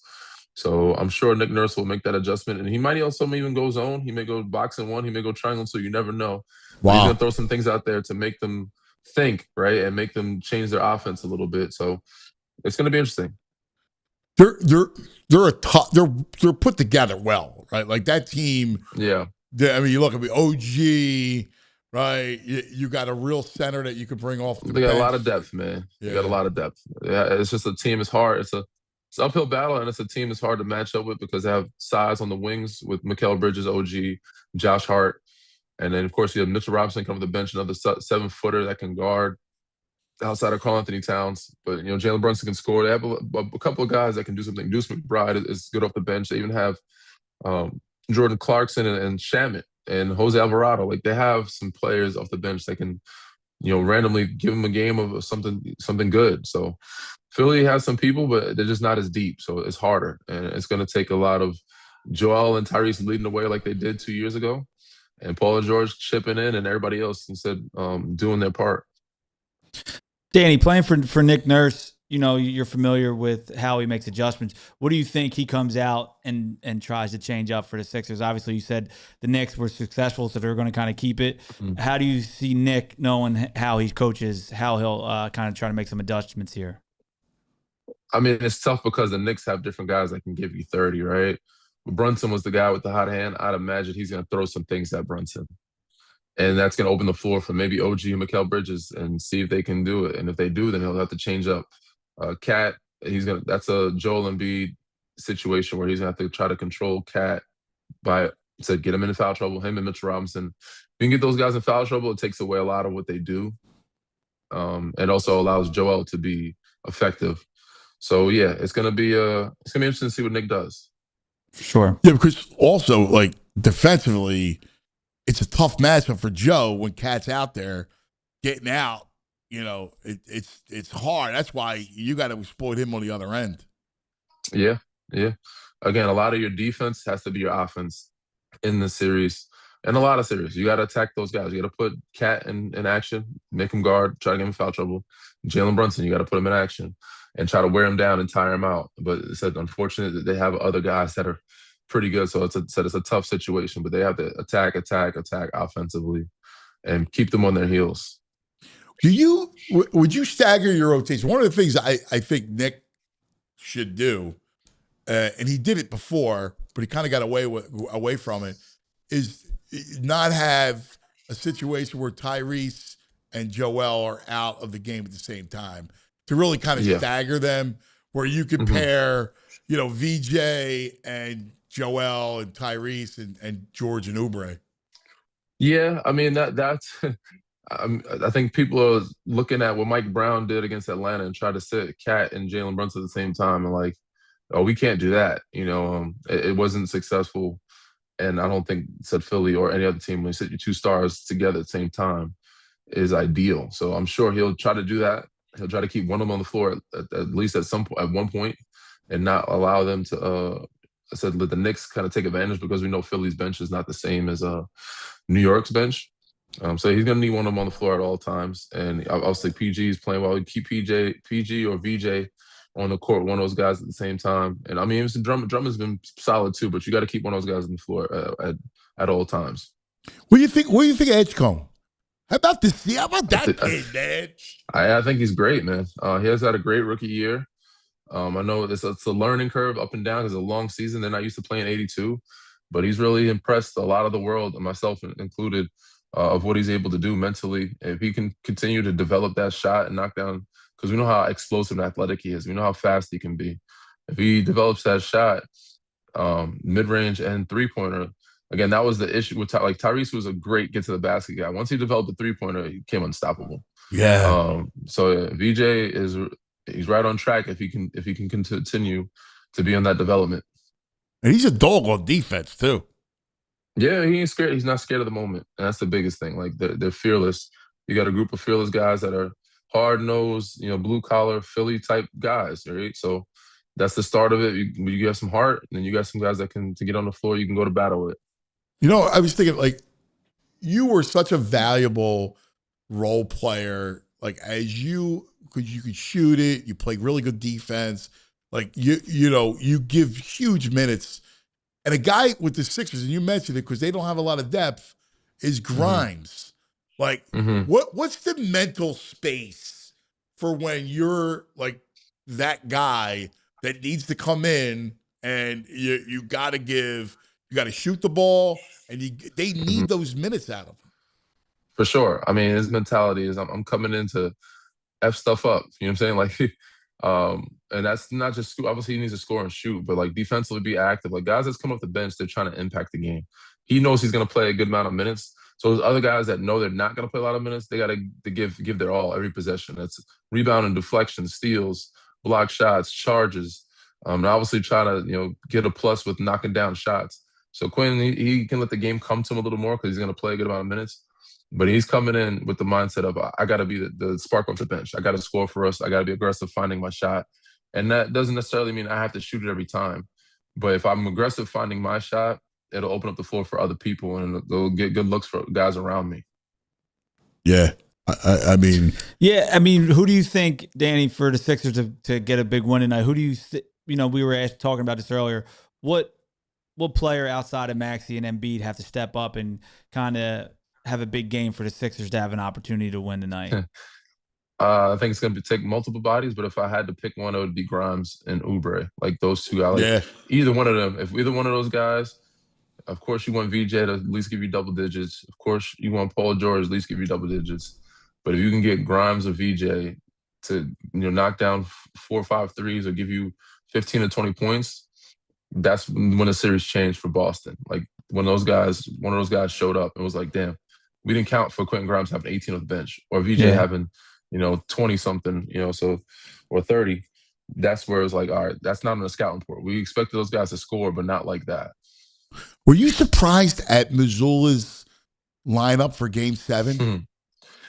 I think a lot of things that Missoula does surprise a lot of people, but it doesn't me. I think at this point, I've known Missoula for some time. Yeah. A little off the wall, outside the so not much surprises me, but I think it surprised most of the world, his decision. But hey, I'm just more shocked and still trying to figure out why Vucevic didn't play at all when I know those guys were in foul trouble. Like you used to at least use him or be a big body to more fouls. You know what I'm saying? Like rebound, fouls, space the floor a little bit. I don't know. So I was a little concerned for Vucevic or worried or just curious of why he just never got in the game. Yeah. Yeah, I mean, just on the offensive end to be a threat and stretch the floor. I mean, like, make Embiid work a little bit, get him out there. Like, I was shocked he didn't play. I know. Not a minute. I know. And then Harper, he played Harper. After he didn't play again, but still, like, I didn't get it. They started him. I think he's trying to throw Philly off by starting some guys they didn't expect to start. It's hard to game plan or to scout guys. You're like, wait, we didn't expect these guys to play at all in this series. And now they're starting. It's like, all right, what do we do? But it didn't work. For sure. What do you think of the other series? What do you think of Detroit and Cleveland? Man, the other series of popcorn, man. It's a lot of fun. Like, I'm entertaining. I'm ready to watch them. I know the LA OKC series, the first game was decided, drastically by big numbers, but I still think LA can, they made it competitive for 3 quarters. I think they can make it competitive, and I think they can win a game or two. As you see, San Antonio, Minnesota, that's going to be lights, camera, action. So yeah, Detroit, Cleveland, man, that's a close series. Like they're going to go back and forth. Like I can see that going 6 or 7, like maybe 7 games. But yeah, Cleveland, I think they're the better team or have more rounded roster. And I have them coming out in 6. But if they don't win in 6, they're probably going to lose in 7. But I got Cleveland coming out in 6, Spurs in 6, OKC, I said 5 or 6. But yeah, this series, I think with Philly and New York, I think going 6 or 7 games too. If those guys play like the way they played in Boston. I mean, I got to think that the winner of this series gets to the finals. Yeah, this is the Eastern Conference. I said this is the Eastern Conference Finals matchup. All in all, that everybody's looking at. Like this is the matchup that people think are the 2 best teams in the East. The other side of it, I don't think people have a lot of faith in those other groups.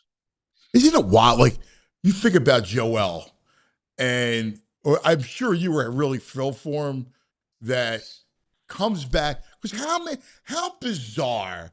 I mean, you break your orbital bone in your face twice. You have Bell's palsy. You have an appendectomy. Like, you have appendicitis. I mean, talk about bad luck. And then he comes back, and, man, he pulled out, man. God bless him. Like, I was real happy for him, you know?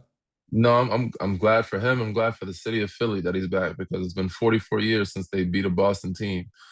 And to accomplish that and have the season, like, people weren't sure. Like, last year, you were in the lottery. This year, like, we're supposed to be good. We got VJ. And with the injuries and suspensions, you're like, damn, another year.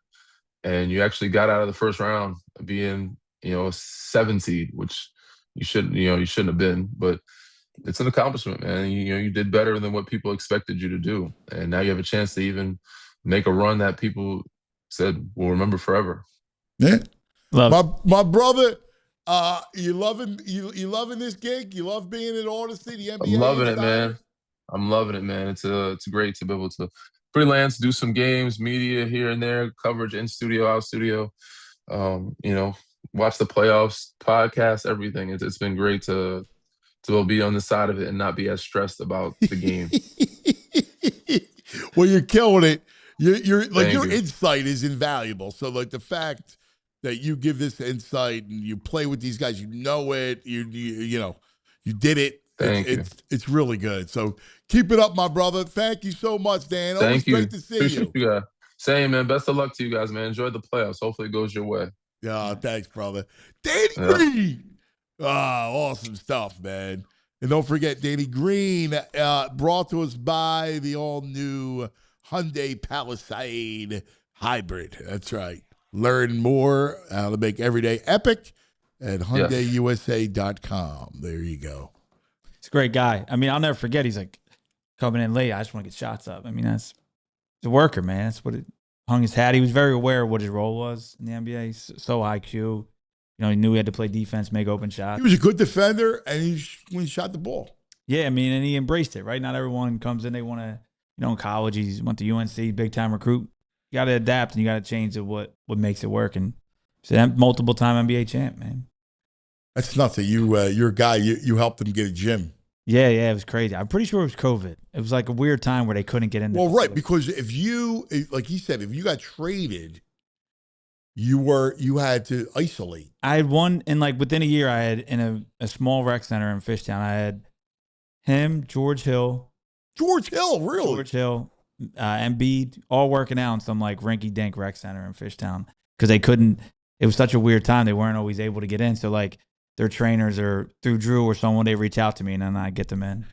Wow! And they're in Fishtown. Fishtown, yeah.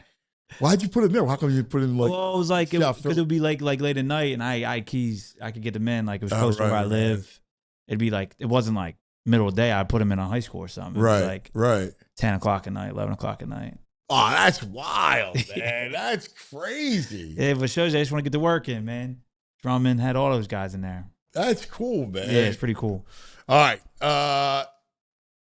We got to take a quick TO. We'll come back. And we have a fun little gap segment.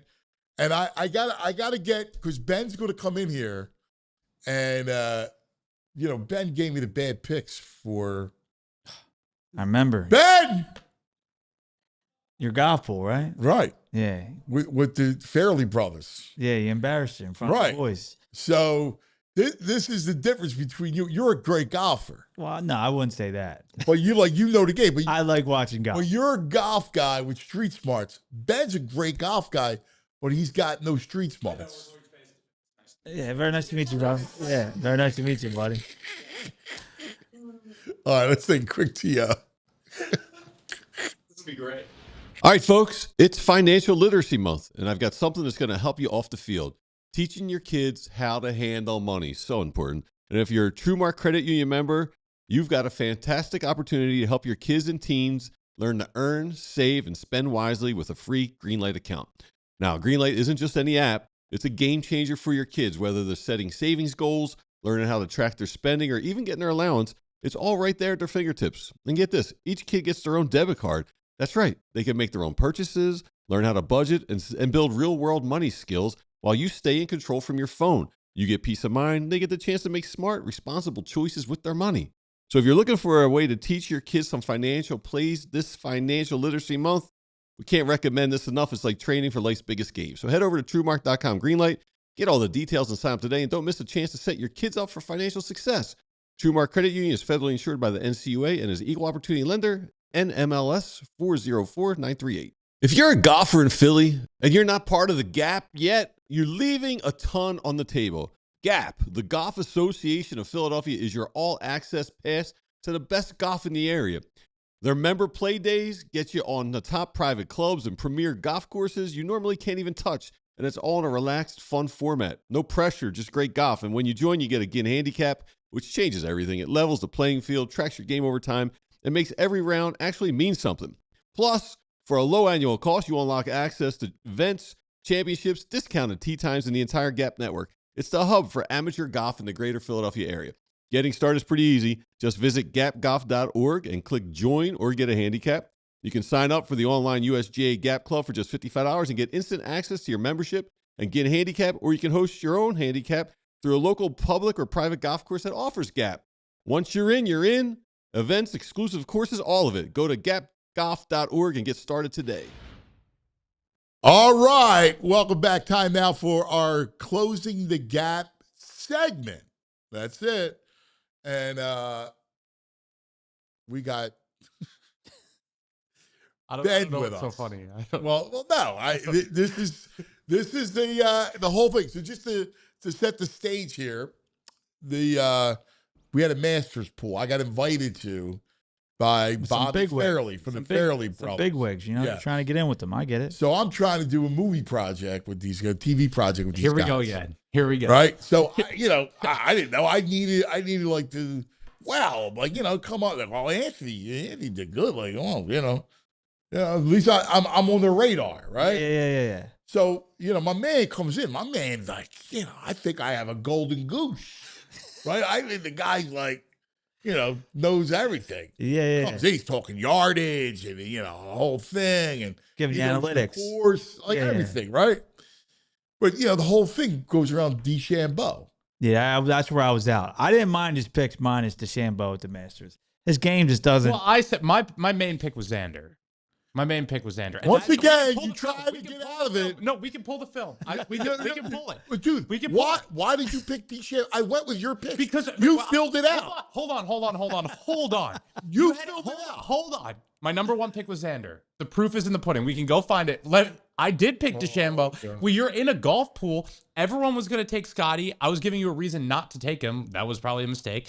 I told you Rory, what I know before the tournament, I didn't know that he was going to be like playing the course beforehand. Sorry, I'm not like on Flight Tracker like it's a college football. He was going there twice a week. Right? Yeah, I didn't know that. I'm not backing out of the take. The take was bad.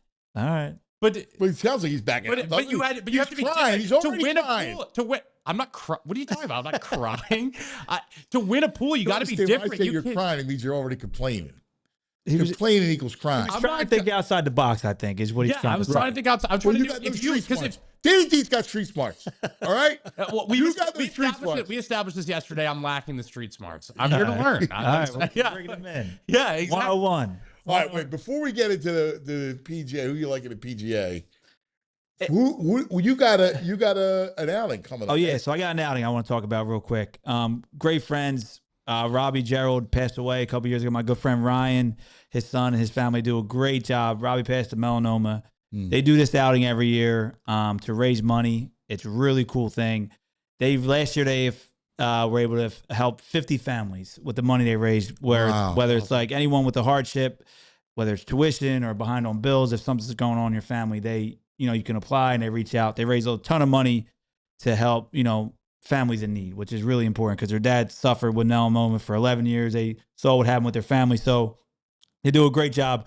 So if they're still looking for like donations, like baskets, like the outing is full. It's packed. You can't golf. However, if anyone's interested in the basket or, being a whole sponsor, please reach out to myself or Anthony. We'll take care of you. my friends are involved. John Dooley does a great job. Brad Dealey.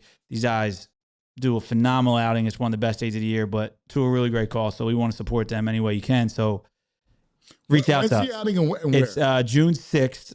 I'm not sure where exactly the outing is because it's full. So I don't want to get anyone excited about it. But you can donate and help out. It's a great cause. So I just want to get that out there. So and your info. Yeah, so you can reach me on Twitter at Daniel_D515 or reach out to Anthony. He can get it over to me if you're interested in donating any type of basket, giveaway or just a whole sponsorship. We really appreciate it. So that's awesome. Yeah, thank you. Great work. Oh my God, it's great work. All right, PGA. Yeah.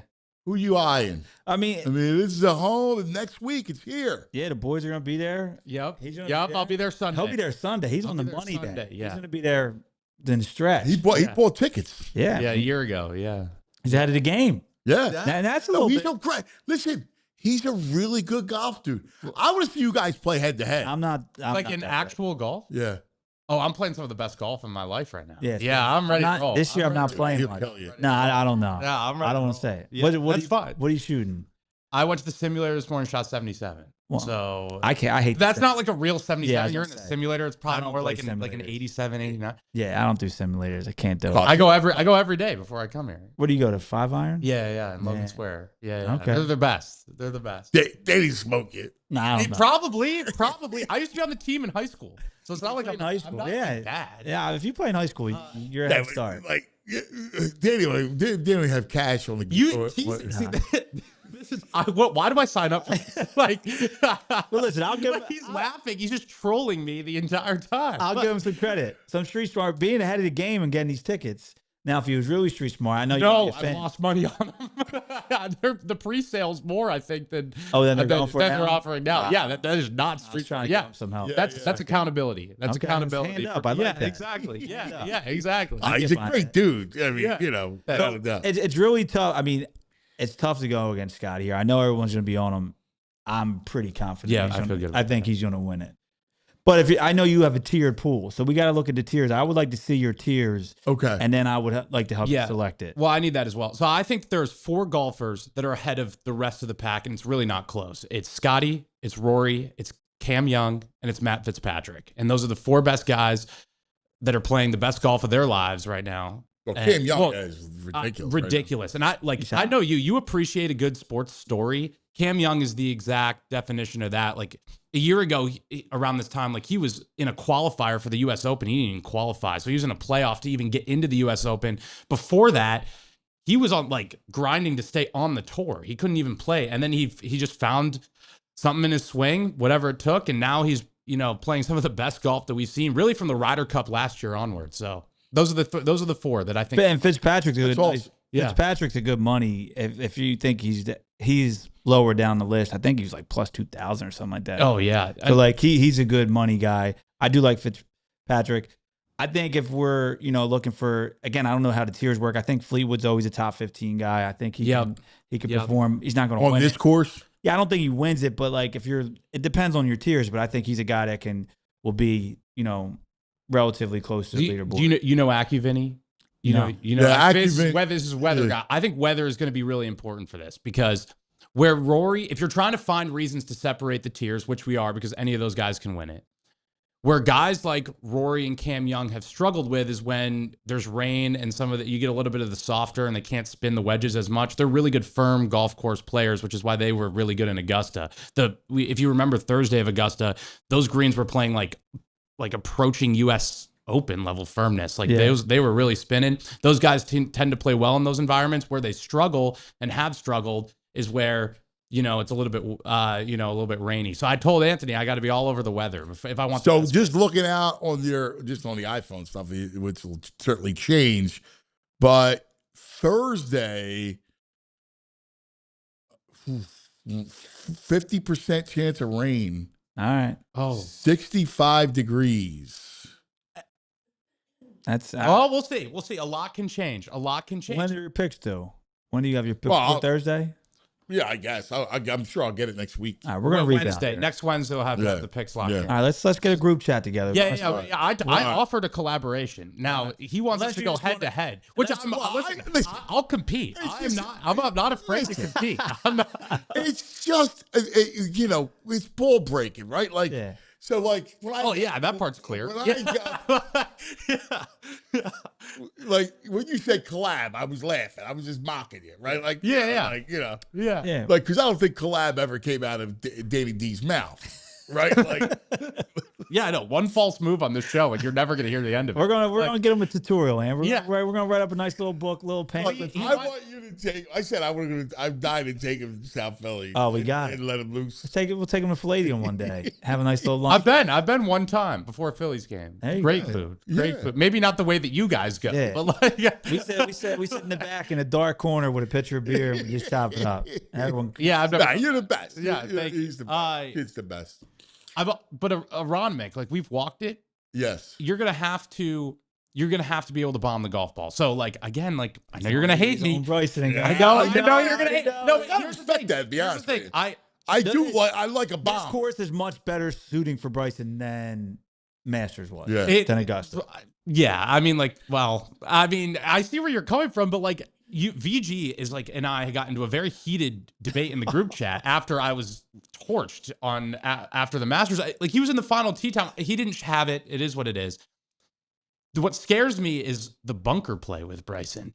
Where he really missed the cut at the Masters was the fact that he was awful. He was one of the worst players around the green in the entire field. Yeah. That's actually not where Bryson has struggled, and he is. And a Ron Mick's not going to be very helpful. If he can't get out of the bunker, there's way too many fairway bunkers. There's a par 3 I've played on the simulator a bunch where there's literally you have the green and you have bunkers just around the hole. So if he's in one of those bunkers, it could be over. Like so, it's very boomer bust. Practice simulator bunker shots. You do. I mean, it's not accurate. Okay. You have to really open up the club face, really get it. I'll have to show you they have the whole video. They videotape your swing. We have it up. We can show it. Yeah. A long shot. I'm just people in the chat that want to give me tips. I'm open for it. We can look at my swing. Like I'm always open for a tip. Real quick, I have a question. I think a nice long shot. I like Brooks. Love Brooks. Brooks is a winner. He's back on tour. He's locked in. He's always showing up. He's always showing up. Brooks. I think that all of us are on Brooks. So he's going to have. He might be a tier 2 guy. I think probably. Yeah. He's not going to. He's one of the best. So I like that. I like Brooks. I'll get you the tiers. Yeah. We need the tiers. Yeah. I think they'll. I don't trust VG a little bit. Yeah, you don't trust VG? He's watching stuff upside down. I beat VG in our head-to-head. Yes. Yeah, I struggled, but I still beat VG. I just make the VG's deep elite. I'd pay top dollar to witness VG on a golf course just to watch. I just want to observe. We were a black cape. Yeah, he'd have like a sundress on or something, a hat with drapes over, hiding from the sun. He'd have like all kinds of cover up on. It'd be something else. I would love to see jean shorts or something. Oh man, that's great. Yeah. All right, we got to take a quick DO. We'll come right back and wrap it up. Ben, thanks, buddy. That was a lot of fun. You guys are that's hysterical. I like it. All right, let's talk about Parx Casino. Yes, Parx Casino. Can you you got to love it, all right? Because especially now, you have the new Parx View Hotel. So you could do a big night out of headline entertainment, award-winning dining at the Parx Grill Steakhouse, and you stay at the Parx View Hotel, right? It's beautiful. And you got just announced some of the acts. Smokey Robinson, the Motown legend, is coming September 18th. Sebastian Bach, special guest Steven Adler from Guns N' Roses, October 23rd. Comedian Ben Backus, August 22nd. Magician Michael Carbonaro, September 19th. Tickets still available for these other headliners. And Mayflower's coming next Thursday, next Friday. Country music superstar Brantley Gilbert, May 29th. Yacht Rock with Ambrosia and Pablo Cruz. It's all there. ParxCasino.com to buy tickets. If you have a gambling problem, please call 1-800-GAMBLER. Parx Casino. Now let's talk about Talkify. All right, let me ask you a question. You trust your team to come through in the clutch, of course, right? So why are you still trusting dating apps that keep striking out? It might be time to upgrade your love life. Meet Talkify, America's #1 matchmaking service. No swiping, no guessing, just real people, real matches, and a smarter way to date. So whether you're in Center City, South Philly, out in the burbs, whatever, dating's changed. And honestly, a lot of people are just over the apps. With Talkify, you get paired with a real human matchmaker, someone who actually gets to know you, what you're looking for, what matters to you. And then what they do is they hand select. All right? So there's the beauty of it. You get the hand select and based on, not based on, a couple of photos in a bio. Think of having a coach in your corner, but for your love life. All right? Right now, you get a special offer. Sign up using the QR code and save up to 50%. That's right. Scan the QR code, Talkify.com to learn more. Talkify, dating done thoughtfully. All right. Now we go. We got tonight. Thank God we have tonight Sixers and tomorrow Flyers so we can just focus. We can lock in. We got to lock in, man. It was tough. It was like, I can't complain. Both teams are in the playoffs. It's exciting times, but being matched up 2 times in a row that was brutal. What's your? I mean, the truth is, I look at tonight and I go, "Look, you got to win." Yeah, because I don't know that you're going to come home and take both games at home. Agreed. And you don't get back. And the last thing, they're all going to come down. I know. I mean, as much as we say defend the house and all that stuff, they're going to find a way in. Well, the ticket. They're like vermin, right? Like it's like they're going to find a way in your house. Are they going to be our pest of the week? Oh, without a doubt. our Evans pest control pest of the week. They get the traps out again. Yes. Yeah. I think VG stays out all night because he doesn't want to go home because there's a mouse in the house. He's scared of a mouse? Yeah, and I think that's why. Jules, that's why he stays out all night. Admitted it. Yeah. He said it. He's like, I'll just watch the end of the game, the Sixers game, because he didn't want to go home. Yeah. Wow. Yeah. I'm going to talk to him about that. I can't be having scared of a mouse. But the truth of the matter is, I think you got to win tonight. Yeah, it's huge. It's a huge game. I agree with you. I don't know if we can win both at home. This is going to be a make or break game for the Sixers, and I think they're going to come out. I think they're going to make adjustments.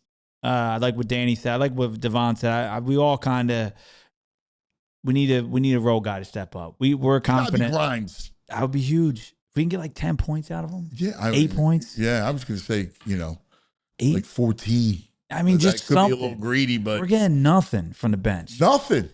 Eel, man. No, he killed it. And listen, here's the truth of the matter.